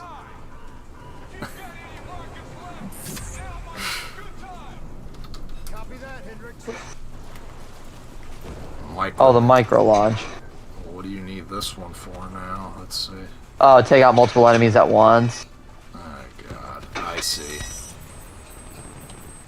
I just legit let a wave ride by me and the game didn't care.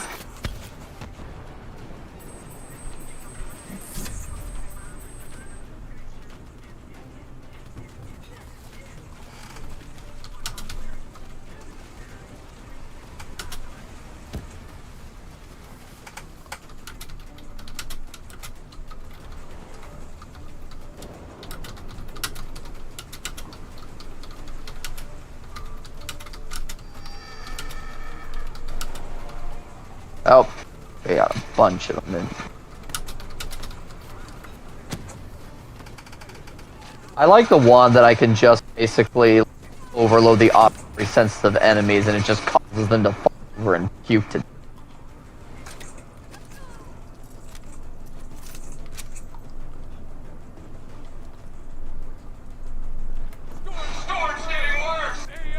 You know what this ruined environment to make me think of? Yeah. Especially with that Ferris wheel in the background. It was one of Abby's set pieces in Last of Us 2. Yeah. Yeah, one of Abby's piece. piece levels. Sadly, I mean, I haven't sold my PS4 copy yet, but I don't think I'll be playing Last of Us 2 again until July. And it'll be funny because Season 2 will be over by that point. While it's not adapting the whole game, I mean, I've already made it clear to you, Season 2 of the show, like, it's done so much to make the story of the game so much better. Oh yeah, I agree. I mean, I haven't watched episode 3 yet because my parents are... You like to do 2 at a time, so you're probably going to do 3 and 4 back-to-back tomorrow? Yep. Well, I'm doing 4 tomorrow, so... That's the big... Yeah, I heard episode 3. I heard what they liked about episode 3 is that it gives the... Like, without spoilers, what they do in episode 3 is, like, basically they take... What they've been doing for all 3 episodes so far is that they've been following the game's plot faithfully, but incorporating things just in a much smarter way. Well, yeah, like again, they're making not making Joel as much of a dumb. Not making Joel as much of a dumbass. They make Dina more connected to Joel so that she has more personal stake in the mission. Another thing they've done with episode 3, without spoilers, they've made Ellie and Dina's relationship a lot more natural. Like, all I'll say is they don't rush into things, I guess you could say. But it's very clear there's something between them.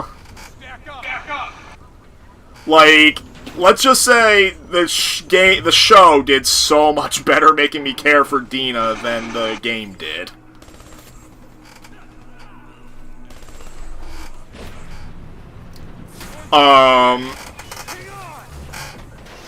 There's also a very minor character in the game who's basically just the butt of a stupid joke in the game. The show actually gives him a little more screen time and actually makes his time on screen more meaningful. Oh, you're talking about Talking about who? The guy that calls Ellie a dyke at the dance. Oh yeah, him. Like, no spoilers, episode 3 actually has him come in, whereas in the game, he's just there, like, basically, like, so I think it's episode 2 where the stupid bigot sandwich scene from the game occurs, but even that scene is executed much more smart. Like, she doesn't say the line, she just gives him, like, a death glare. Just to kind of let him know, yeah, you screwed up. Yeah, she just kind of gives him a death glare, and, like, yeah, episode 3 has the guy come back. I won't say what he does, but, like, they actually made better use of him, because I don't think the game used him at that point. Nope, it's just after Ellie says the bigot sandwiches line. Yeah. Because that line was pretty relentlessly mocked by, I mean, obviously by stupid grifters, but, like, even people, like, even non-grifters thought it was just a silly line. I mean, but it is what it is. It's not a deal breaker for, yeah, but go on. Well, I was just gonna say that, like they are, like, doing a good job. Yeah. Really expanding on the game, because again, it's been pretty faithful so far, both in terms of the amount of infected and like seriously, Abby's, like, you know, whole chase, like, where, like, you know, she's having to run away from the infected, she startles them, like, that was pretty faithful to the game, especially her, like, you know, crawl under the fence, like, yeah, so it's been pretty faithful. They're just making it, I mean, as someone who really likes Last of Us 2, will agree, they're doing it better. Like, the way they, like, just in general, they, like, a way they did, like, a more smart adaptation. Oh, I'm down, by the way. Oh, you are, okay. I'm behind the crate. Yep, I see you. Yeah, anyway, the frickin', like, one of the more mocked parts of the game is how Joel, who's shown to be very distrusting of people, how he just casually freaking announces who he is to Abby's group. Everybody was mocking that. Well. Oh yeah, because in the game, doesn't she ask like, "What are your names?" and Joel, with no hesitation, say Joel. Yeah, and there's two ways the show fixes that. One, it's not Joel who says it, it's Dina who calls out, and number one, Dina can't see that Abby is with him, and number two, Dina, she's just out on the field for like one of the first times, so of course she's not gonna know not to say something like that, and even then, Joel has an excuse to allow it, because unlike the game, there's a huge infected attack on Jackson, and Joel is understandably concerned, and is pretty desperate to get any kind of help he can get to help the settlement.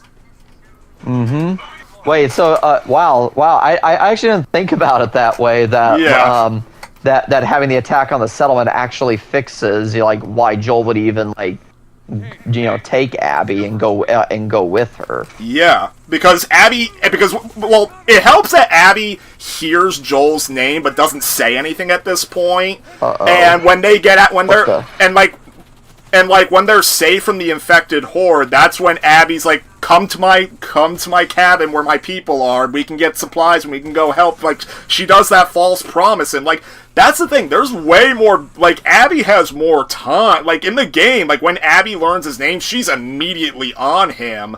In the show, like, she has time to not only prepare for it, but she has time to think about it. I just realized apparently my stream went offline a little bit for no reason. Maybe that's why the Discord voice chat thing happened. I really hope like it didn't like I really hope it didn't lose a lot. That's gonna kind of annoy me. Whatever the case, the whole thing's on my end at least. Yeah.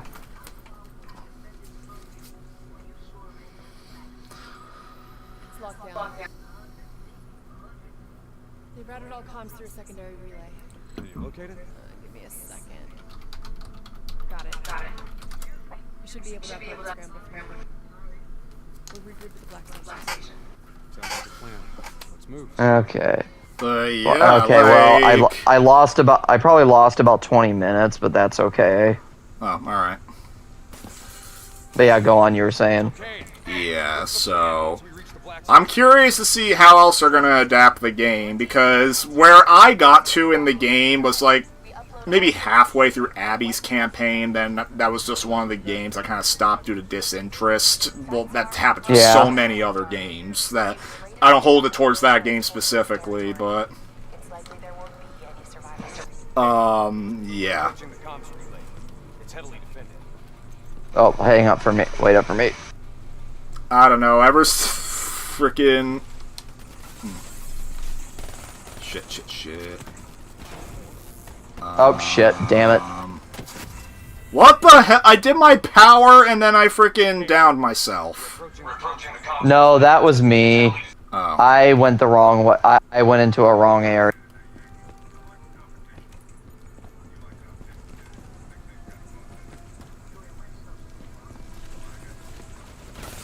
No, it wasn't anything you did. Yeah.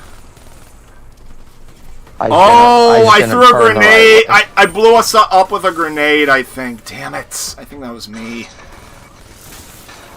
Dude! No, you didn't blow anything up. I went to like a deep deep water. Fuck. I got myself. I got you. Okay.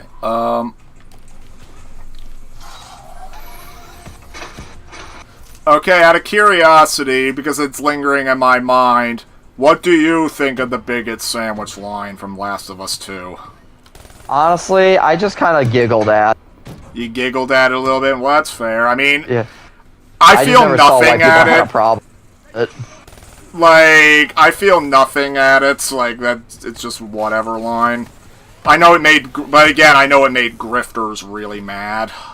Yeah. But you shouldn't care about that. Oh yeah. And even still, I think it was a stronger reaction in the show for Ellie to just give the death glare. Like, that's all you really needed.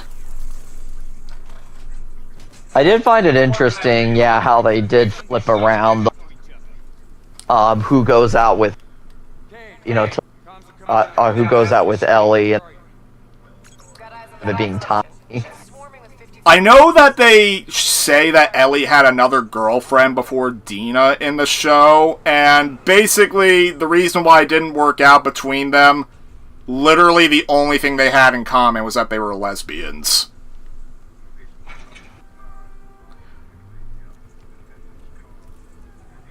Like, I thought they were referencing like Ellie's girlfriend from like, you know, when she like, you know that one Riley from season 1. Yeah, the Left Behind. No, the show has her in a relationship with another woman, and it's made abundantly clear in episode 1 that it didn't work out. And, like, literally the only reason they were together was because, apparently, this other woman was the only other lesbian in Jackson. Huh. And I guess what I can tell you since you've seen episode 2 is basically they don't know that Dina's bi. They didn't know that Dina's bi. Like none of the like even Dina herself didn't realize she was bi. So that's why she was into what's his name, Jesse. Well, yeah, even the game got this too. Like she was bi, so that's why she was with Jesse originally.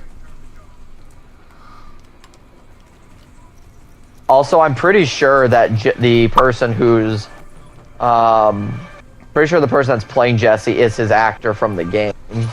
That I don't know. The only game actor that I know was a role reprise is that they got Jeffrey Wright back as like the leader of like Abby's militia unit. I actually did look it up. It is his actor from the game? Yeah. Really? Alright, frickin'. If it wasn't for the zipline hold-up, frickin', I actually need to look at that. Okay, we can wait here if you want to. Yeah, because now I need to know this. Last of Us Season 2. Let's see. So, Young Mazzino is the guy's name. Okay, let's see. It doesn't look like it's him. I thought it was. No, because now I need to look up the game cast.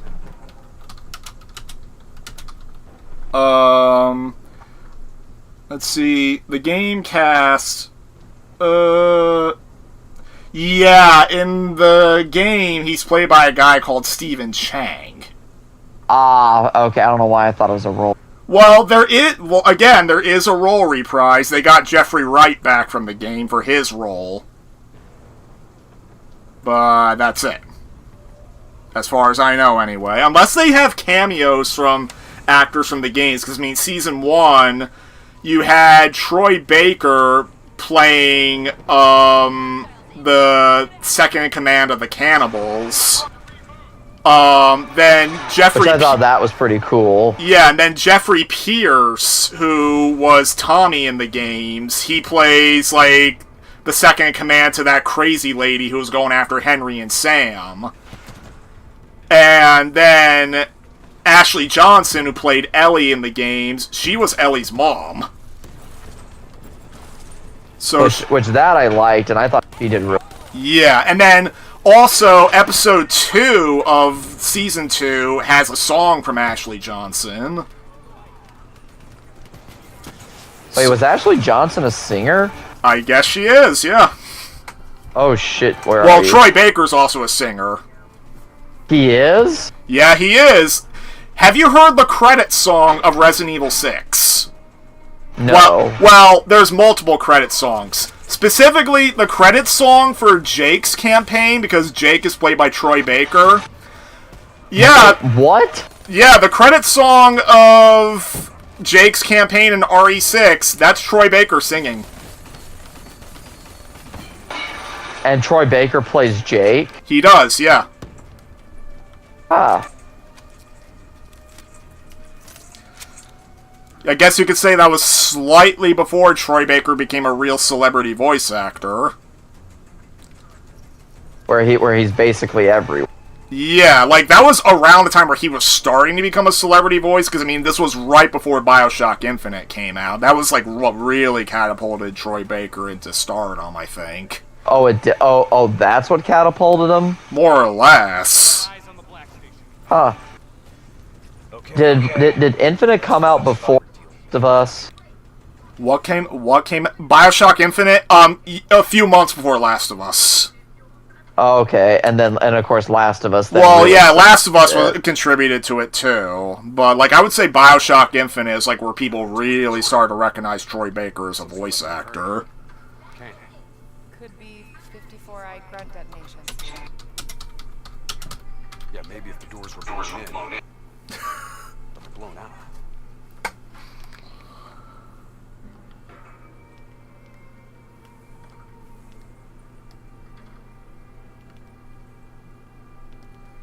Da-dun, da-dun.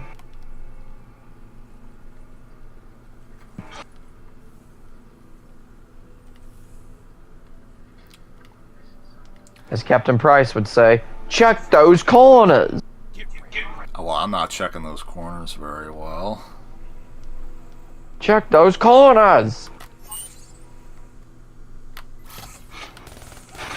Yeah, I think I have the wrong power equipped. Damn it.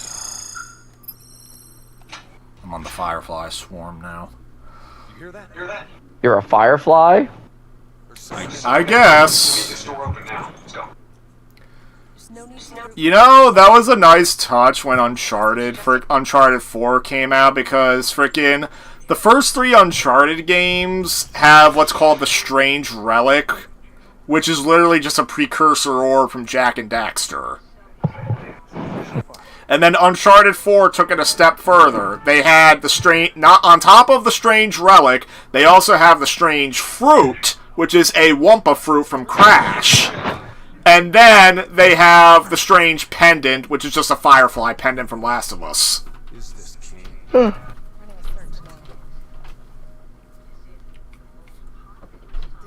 of reincarnation. I don't know what has happened still. 54 immortals. Again, they're just talking about things that we care about.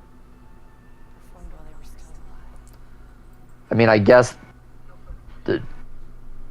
they pulled their eyes out to deny them reincarnation. Something. That's... I mean, I know that's a thing in some countries, but all I can think about how it was in World War Z, I think it was like North Korea or something, that pulled out all the people's teeth so they couldn't bite anybody. Yeah, I'm trying to remember what country that was, but yeah. Yeah, because that was definitely a thing in World War Z, I just forget what country. What about the drive tracker?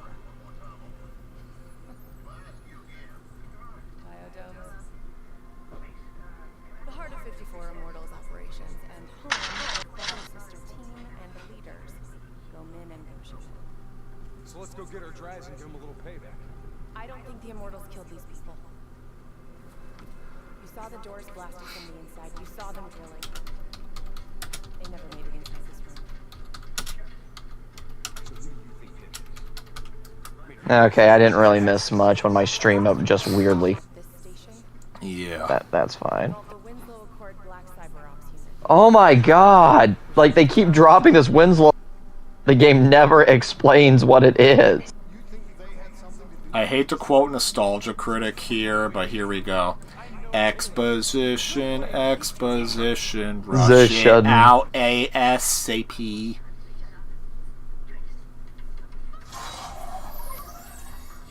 My controller just made a noise, because that's how this game rolls. All the noise. That's the original Grinch. The 60s one. Oh, you know who the voice of the Grinch was in the 60s special? Who was it? Boris Karloff. As in, like, famous monster movie actor Boris Karloff? Yep. Wow. Oh, come on. You don't get the rank up sound in this freaking campaign. You only get it in zombies and multiplayer. Damn it. The view outfit. I'm not so sure. I think Wardrobe.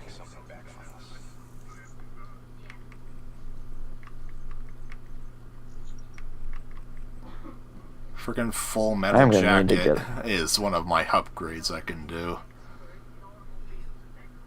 I really do need to get a new PS5 controller because this stick drift is starting to annoy me. I'm gonna be really sad if it happens to my classic controller.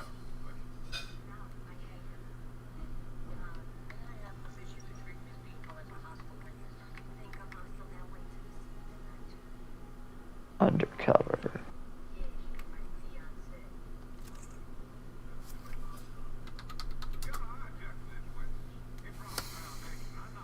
I have the-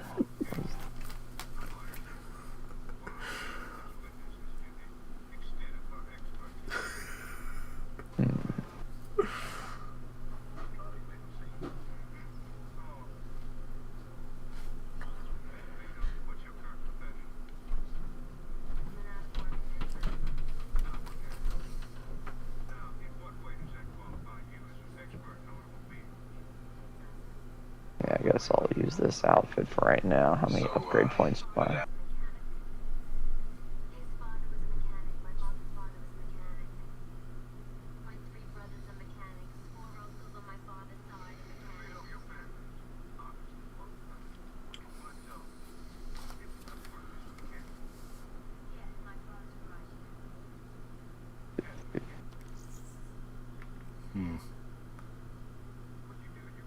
The I'm gonna- upgrade. Oh, I think this is a shotgun I can take with me if I want. I'm actually gonna do that.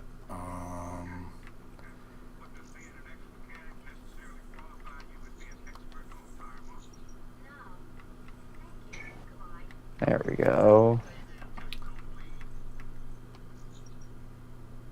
Oh, there's thermite, but that requires fabrication kits.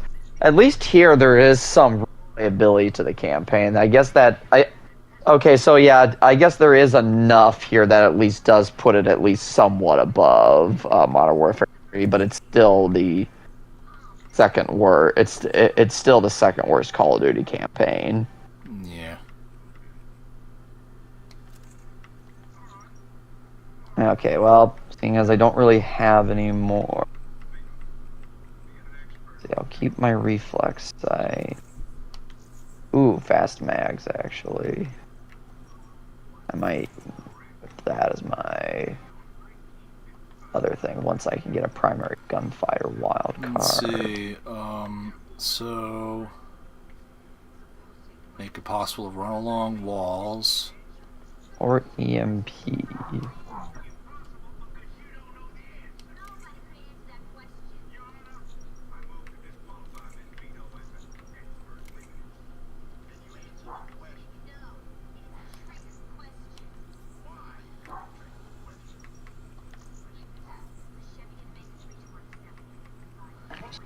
One-time use repair system. So apparently, I'm just looking at some of the other things. Yeah, I don't need these. I think you're being paranoid. I read her file. I think I'm gonna try a shotgun for the next mission. Situation. Lived through it all. I think she's being straight faced. I guess we'll see.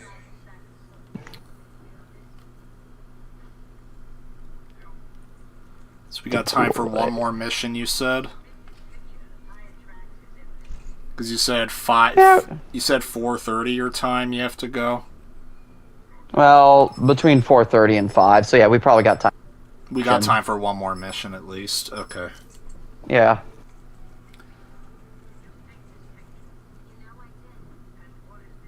Which we've got a decent start. Yeah. When's the next time we're gonna do this? I'd say probably next weekend. Next weekend? Okay. Because lucky for me, I don't have to do the theater next Saturday now. Yeah. Now I'll still have to clean a little bit in the morning on Saturday. Yeah, so thankfully I don't have to I don't have the theater next Saturday, so I don't have to go anywhere. and I had nothing scheduled on Sunday to begin with, so that's when we were supposed to be doing Avatar, you said. Yep.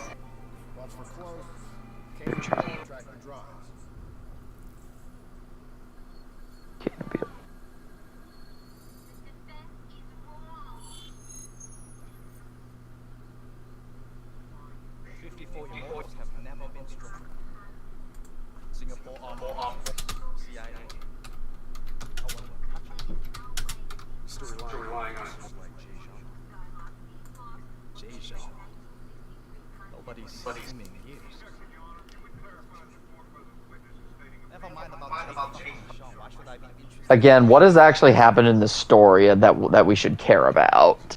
I don't know. Because, like, so far, that's the story's main problem, is that stuff's just happening to where that we don't care about. Again, it's like, story gets going, that's when the crazy mind stuff happens. Yeah. And the mindfuck stuff is actually technically already going on, because, again, when said twist is revealed.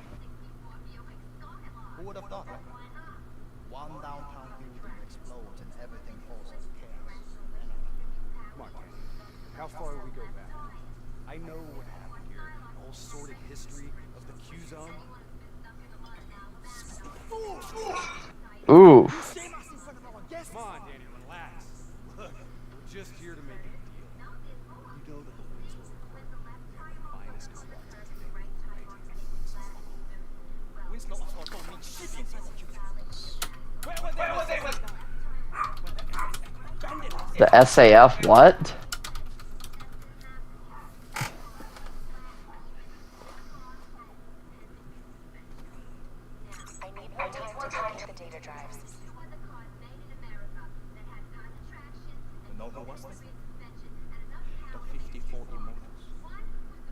They built something.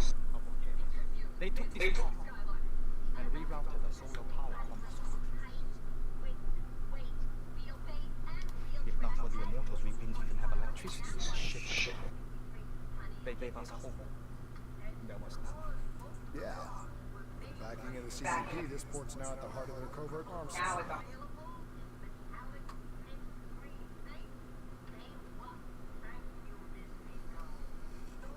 I don't know who you are. But let me tell you something. When your old friends desert you, you have to make new ones.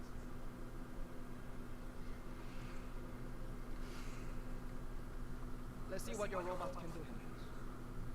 Maybe we can work something out. That's all we ask. Is it now? Wah, wah, wah. I still don't get it. Exactly. Honestly, I think the only reason why the Modern Warfare reboot trilogy and the newer Black Ops games are better in comparison is just because they have the established characters in those older games. To rely on. And if they didn't, they'd be just as generic and forgettable as this one, if not more.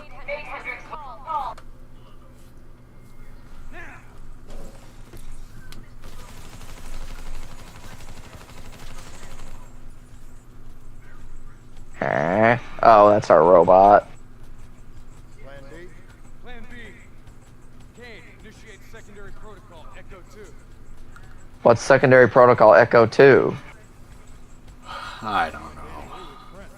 I thought you and Danny. So did I. Just wait until we can destroy things. Robot squad activating assault mode. Yep, they're just puking their guts out. God, this power is so OP.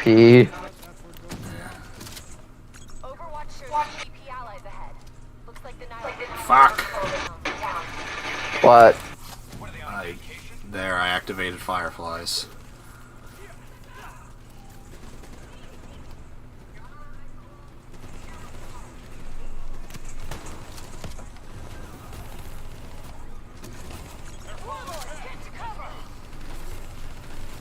I need guns to shoot. I need enemies to shoot.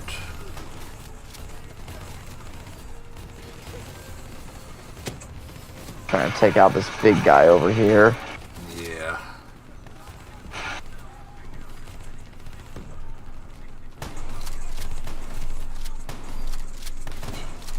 Come back. Okay, he's down.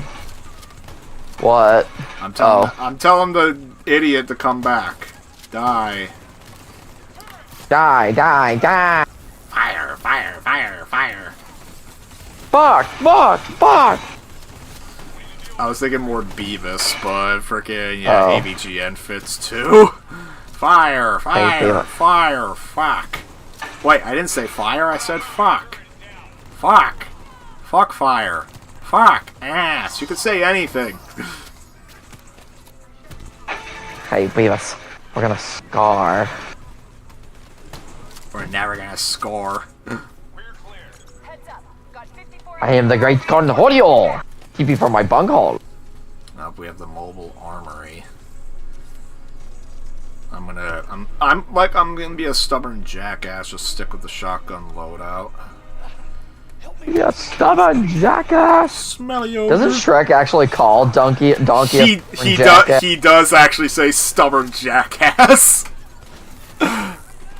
That's part of the reason why the original Shrek really did earn its PG rating back when PG actually meant something. This is my swamp, our swamp. The stubborn jackass, smelly ogre. And there actually are other curse words in Shrek 1. Like, what else? Like when Shrek first rescues Fiona and they still have to get Donkey from Dragon, frickin'. And, like, Shrek's running to get Donkey, and then Fiona's like, where are you going? The exit's that way! Well, I have to save my ass. My ass? What kind of knight are you? One of a kind. One of a kind. Isn't the story with that movie with Shrek is that didn't Michael Myers record his lines in like basically a like I'm down. Originally it was Chris Farley who was supposed to voice Shrek. Like, I don't know if you know who Chris Farley is, but he was like a well-known SNL cast member in the 90s, and then frickin' I just got... dear. Whoa! What a view to a kill. Are you here? I am, but that guy was in the way, and he's... Idiot. Oh, we're gonna lose. Okay, come on. But yeah, so originally Chris Farley was supposed to voice... Oh. Okay. But go on. Yeah, originally Chris Farley was supposed to voice, Shrek. And then, unfortunately, Chris Farley died of an overdose. Then there's a whole story behind that. So, part of why Mike Myers took over as Shrek was out of respect for Chris Farley, because the two were friends. Aww. And originally, Mike Myers just used his own natural speaking voice for Shrek, which you can see in like some of the animation outtakes. And then they figured it wasn't really working out, so that's when Mike Myers came up with the Scottish accent. And it helps that he was already using it for Austin Powers at that point. Oh, a Scottish voice? Yeah, like, I think he used the Scottish voice originally for the character Fat Bastard from Austin Powers 2 and 3.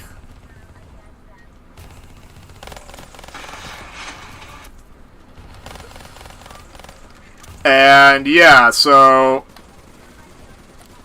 Also, another curse word from the original Shrek is when... You know that whole speech that the ogres have layers speech? Donkey starts freaking comparing it to ogres to parfaits. Parfaits have layers, and then freaking that's when Shrek freaking just goes like, no! You dense miniature, irritating miniature beast of burden! Ogres are like onions, that's it, end of story, bye-bye! See you later. And then Donkey completely misses the point, and then his next quote is, parfaits have to be the best thing on the whole damn planet.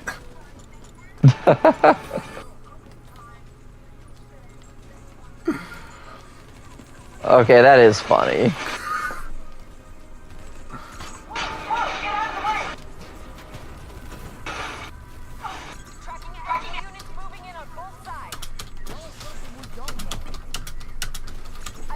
Yeah, I totally can't see all the enemies that just came in, so thank you, Captain Obvious. Question, have you ever seen any of Sacha Baron Cohen's, like mock you drama, like Borat and all that? No, Yeah. I have not. Oh, Borat is hilarious. Bruno is just kind of like, Bruno is just jaw-dropping. Cause, like, okay, kind of big spoiler for Bruno. So, Bruno basically is, so the character Sacha Baron Cohen plays, you know, Bruno. He's, like, super flamboyantly gay. Yeah. One of the stunts they do, and apparently almost got them killed. Oh my. He and his co-star is they get this, like, you know, they get a whole bunch of like dude bro meatheads and, you know, to like watch a fight, you know, like the dude bro meatheads thought they were watching an actual, like, you know, fight, like wrestling and whatnot. This fight is between this fight's between Bruno and his friend and his character friend, you know, who they're in love with each other, and then and this is like, you know, their third act reunion after their third act breakup. Oh my god. And then they start fighting each other, and then they fall back in love with each other, and then literally in front of everybody, and they have what? When I say meathead, huh? They have what?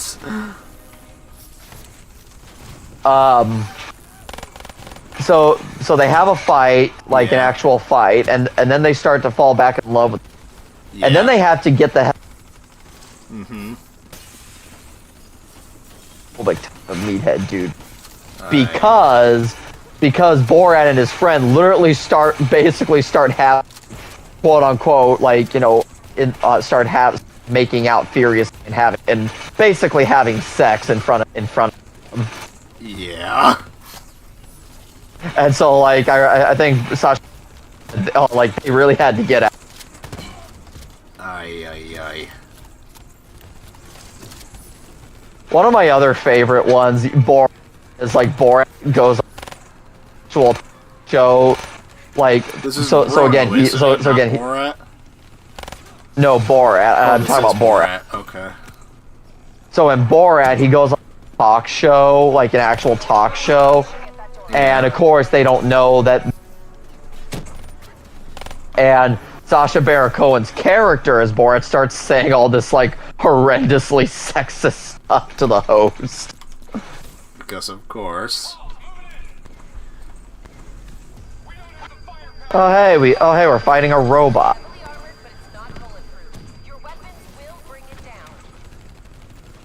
It's heavily armored, but not bullet. Good to know.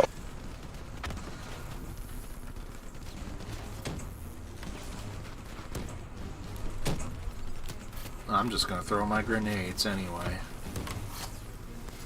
Grenada! Pause.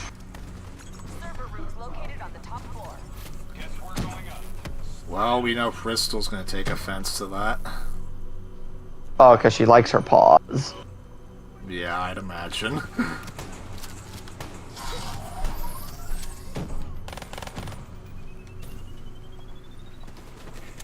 Man, we're fighting a lot of robots. Oh.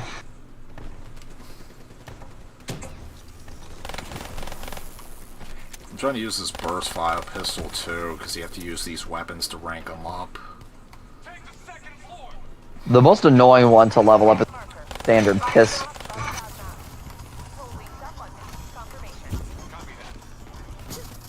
Up, I just got lots of staticky crap, and of course, one of the stupid idiots is here. Oh, fuck that. Damn it. I'm shooting him in the dick. I'm shooting him, and there's another one! God damn it. Yeah, we're gonna... Let me see if I can... Come Come on, I think I got you. Got you. Alright, I escaped. And, the stupid drone. I'm trying to take this guy out. You know, back when collector's editions used to be awesome, the original Black Ops It actually used to have stuff. Yeah, the original Black Ops had a fully working RC car in its collector's edition. Oh, it did? Yeah.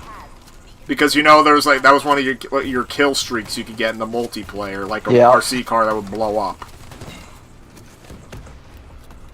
I just did that without the Firefly, even though I shouldn't have done it like that. Alright, frickin' grenade and Firefly.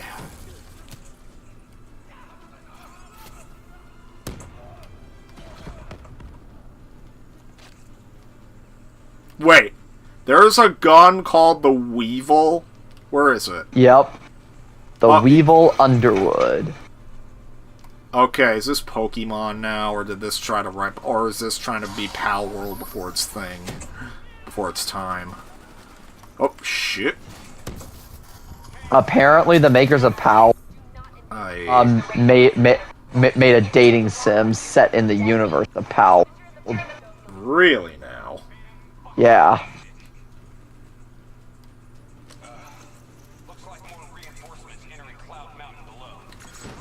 Yeah, because I know Nintendo tried suing the Power World dev. Well, I think that lawsuit's still going on. I just don't know when anything is actually gonna come to it. Yeah. I've never played Power World though, so. Me neither. Yeah, I know. A so I really don't. Has.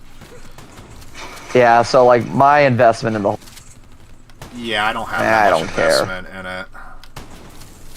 All right, now I'm getting some action with this shotgun. Okay. Because I definitely need to rank this up so I can get speed loading. Well, speaking of action with the shotgun, Jason Statham in Crank 2 High Voltage he sticks a shot someone's ass. Well, I have to see Crank 2 still. Oh, come on! I did that to myself. What's funny is, like, Crank 2 is actually made by the same director. Yeah. Ghost Spirit of Vengeance. And Crank 2 I'll say Crank 2 is a better movie. Well, that doesn't... Spirit of Vengeance. You don't really have to try that hard to do that.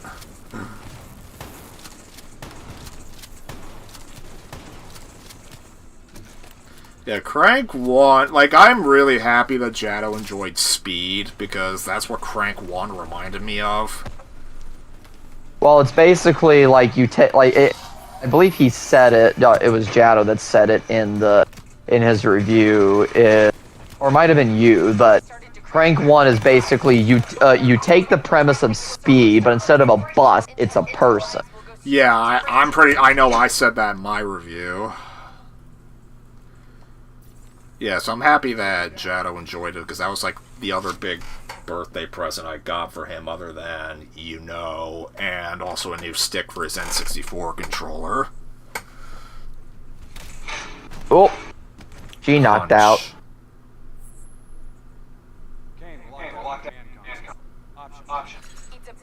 Command console, just open up the command console, inputting cheat codes.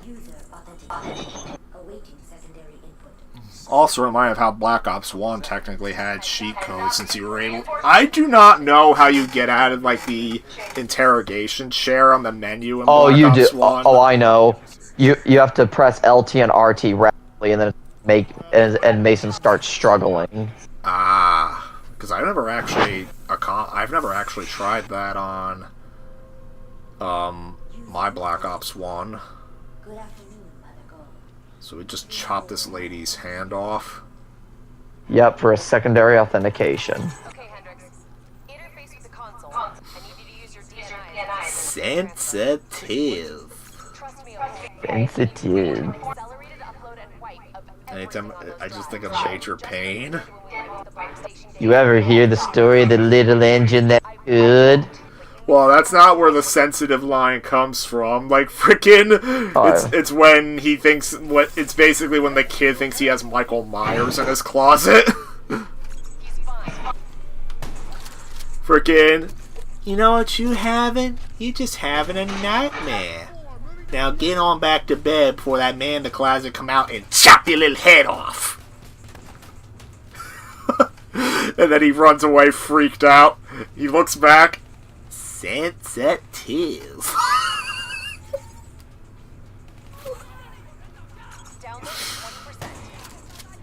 Yo. Man, this is a fast download.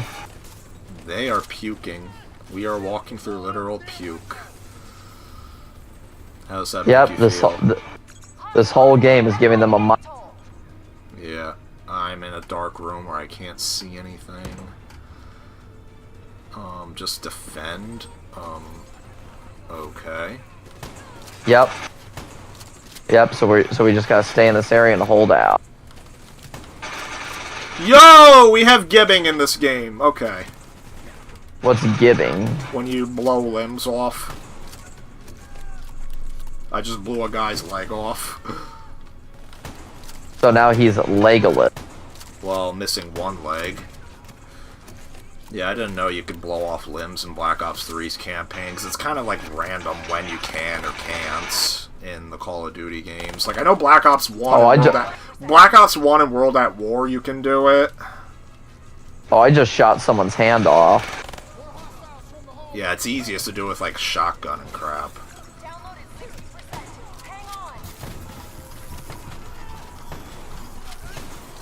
And now my controller's freaking out because I took too much damage.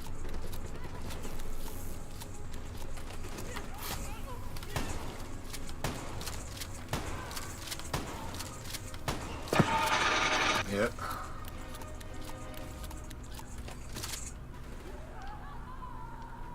Just punched him right in the throat.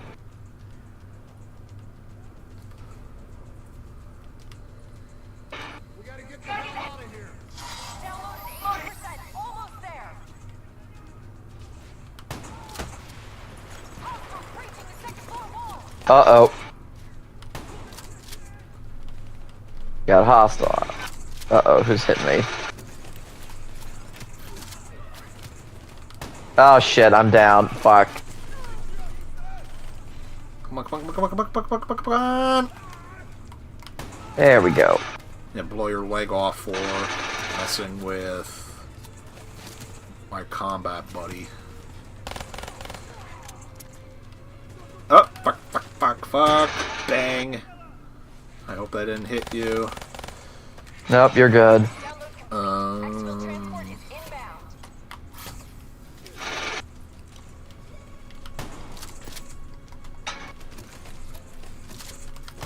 after this, I can eat, and then I can start walking to the theater. Job done. Now get the hell out of there. Oh, do you got work tonight? No. Oh no, no, you're seeing Yeah, I'm seeing Thunderbolts. Oh, you're walking to the theater? Yeah, when it gets warm out, I like walking to my theater just because it's gets me moving. Oh, that's cool. Well, obviously, weather permitting. I'm hoping it's not. What? Oh, we didn't get to the zip line on time. Oh.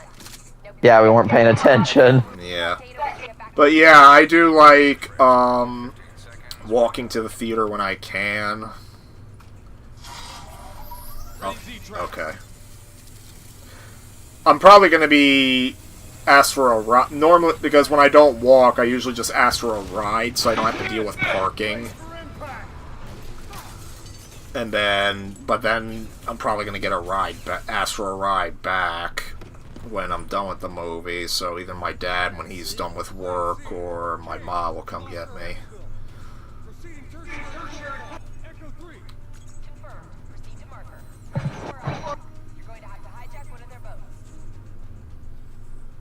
The exfil point.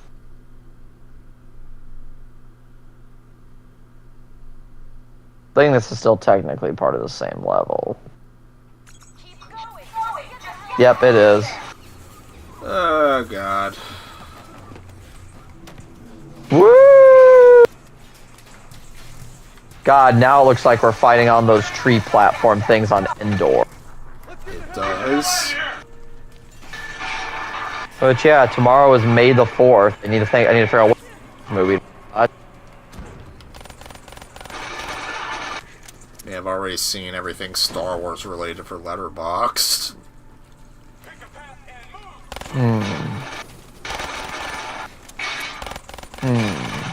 Maybe I could play a Star Wars game. I'm thinking either between... right now, my brain is telling me either... I'm going between the three just because of the kind of mood I'm in. Yeah. Return... well, actually, no. I guess I got four. The four that I have on my mind. Attack of the Clones, Return of the Jedi. Yeah. Empire Strikes Back and Force Awakens are the that I'm trying to see.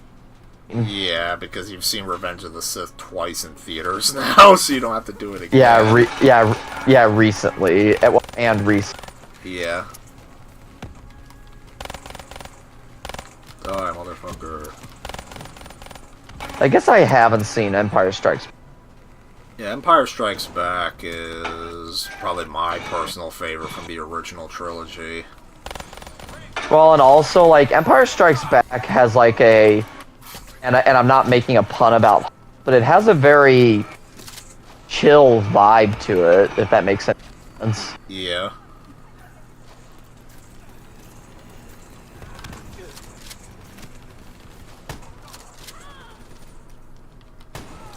You know, it just fascinates me how they made an emulation of the original Super Star Wars for PS4 and Switch, I think, and they didn't go and do the other two. I kind of wish they would, because I like...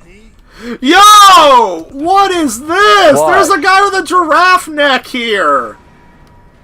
Huh? There's like a guy with a giraffe neck here. Yeah! Look at this! Oh yeah, I think I see what you mean. Oh my god, what is this thing? Wait, I'm coming back. My god, frickin'... Oh! Yo! Frickin' the grenade. Okay. Where? Here. Oh my god! I saw it! I briefly saw it, that was hilarious. Yeah, I just took Oh, a video god damn it! Okay, where are you? God... Where'd you go? I gotta wait 10 seconds to respawn. Oh. Wait, so if you die, either of us dies as long as the other is still up, they're good? Yeah. Oh, thank God. Oh, damn it. There you are. Oh, god damn it. How does that I'm down. You're over there. How do I get over to you? Find the zip line if you can. Well, this is gonna be... Yeah, I'm not gonna be able to get to you in time. That's fine. Yeah. I got 13 seconds, it's fine.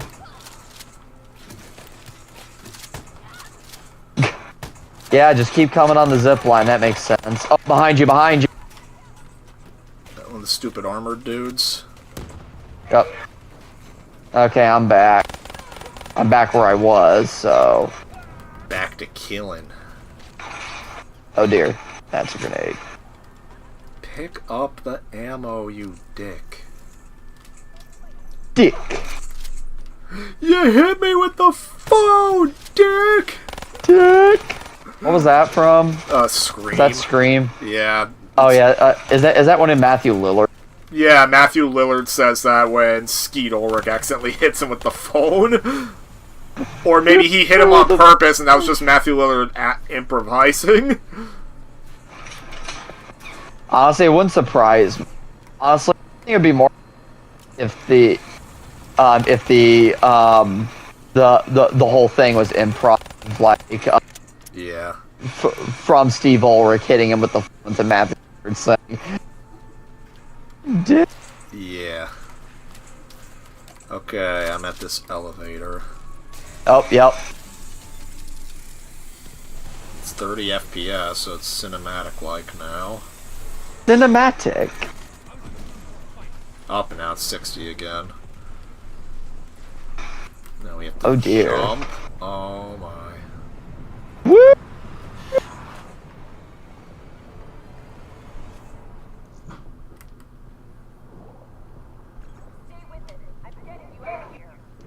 I did like how in Jadow's Skull and Bones review, the whole like thing of us yelling "fuck" came together.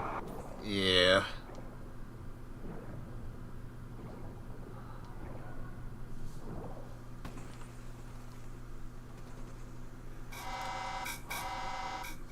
Okay. Honestly, what? It was telling me return to combat arena, and it started freaking out.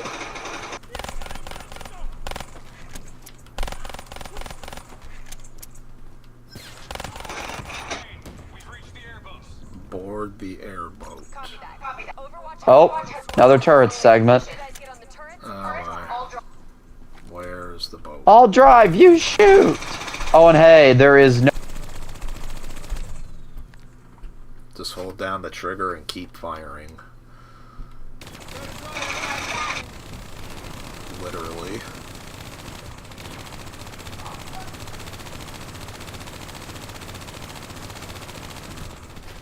Yeah! Reminds me of the scene from Family Guy. Giggity, giggity. Giggity, giggity, giggity.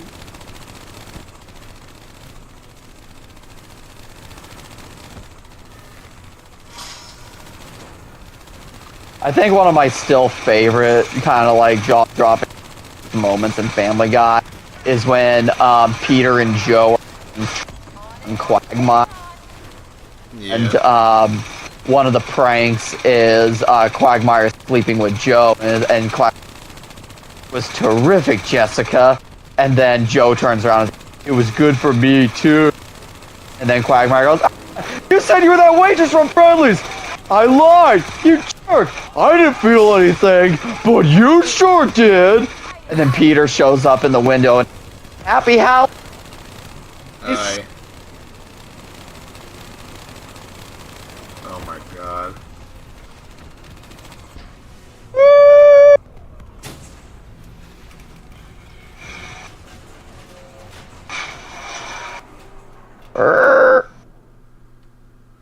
When Call of Duty really wanted to be a movie. So when did that? So what did all that accomplish? Hey, you think Kane right? Taylor's team killed our people? Hendricks, what'd you say? I saw shit. That's what I saw. No. I saw meaning this bullshit. Meaning this game's story.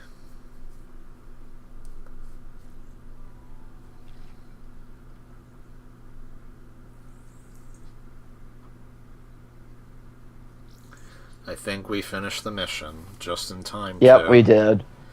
Oh yeah. Yep. Gives me time to get dinner, and then at 6:30 I got Justice League with Jado. Yeah. That'll be fun with Jado. I heard he didn't have a really good day today. Until Thunderbolts, yeah, so that's... anyway. Well, it's kind of interesting how so far the three of us have come down on the same relative opinion of Thunderbolts. So it'll be curious how you come down. Yeah. So now, how do we make sure this is saved? Oh, it's all.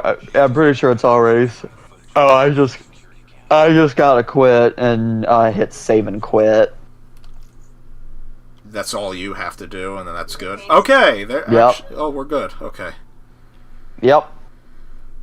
And then, of course, after we do the main campaign, we're going to be doing the Nightmare Zombie campaign, which, God, that's an even worse. That's somehow and even I've worse. never finished that campaign, specifically because there's no trophies related to completing it, so I didn't see a point. And, yep, our game is saved, so we'll be able to pick up exactly where we are next time. That's good. Alright, okay, yeah, thanks. Still slightly... Oh, you're welcome. Still slightly annoyed about the whole... my stream randomly cutting out, but I don't think I really missed that much. I at least got the opening cutscene to the mission, and it only missed, like, the first 20 minutes of the mission, which... The fact that that mission was going on for 20 minutes, and still I was able to get it back on to have the mission, it's like... Yeah. It's just like that to me just kind of shows how long these missions go for. Because like the thing with Call of Duty campaigns is like they knew like at least the early the 360 era of Call of Duty knew how to pace its missions properly. Yeah. This doesn't. This does not know how to pace its missions. Yeah. Yep. Thank you. I'm glad we got to start doing this. Can't wait to continue it. Yeah, same. Yep. You have a good evening, Schnick. Yeah, you too. Bye-bye. Bye.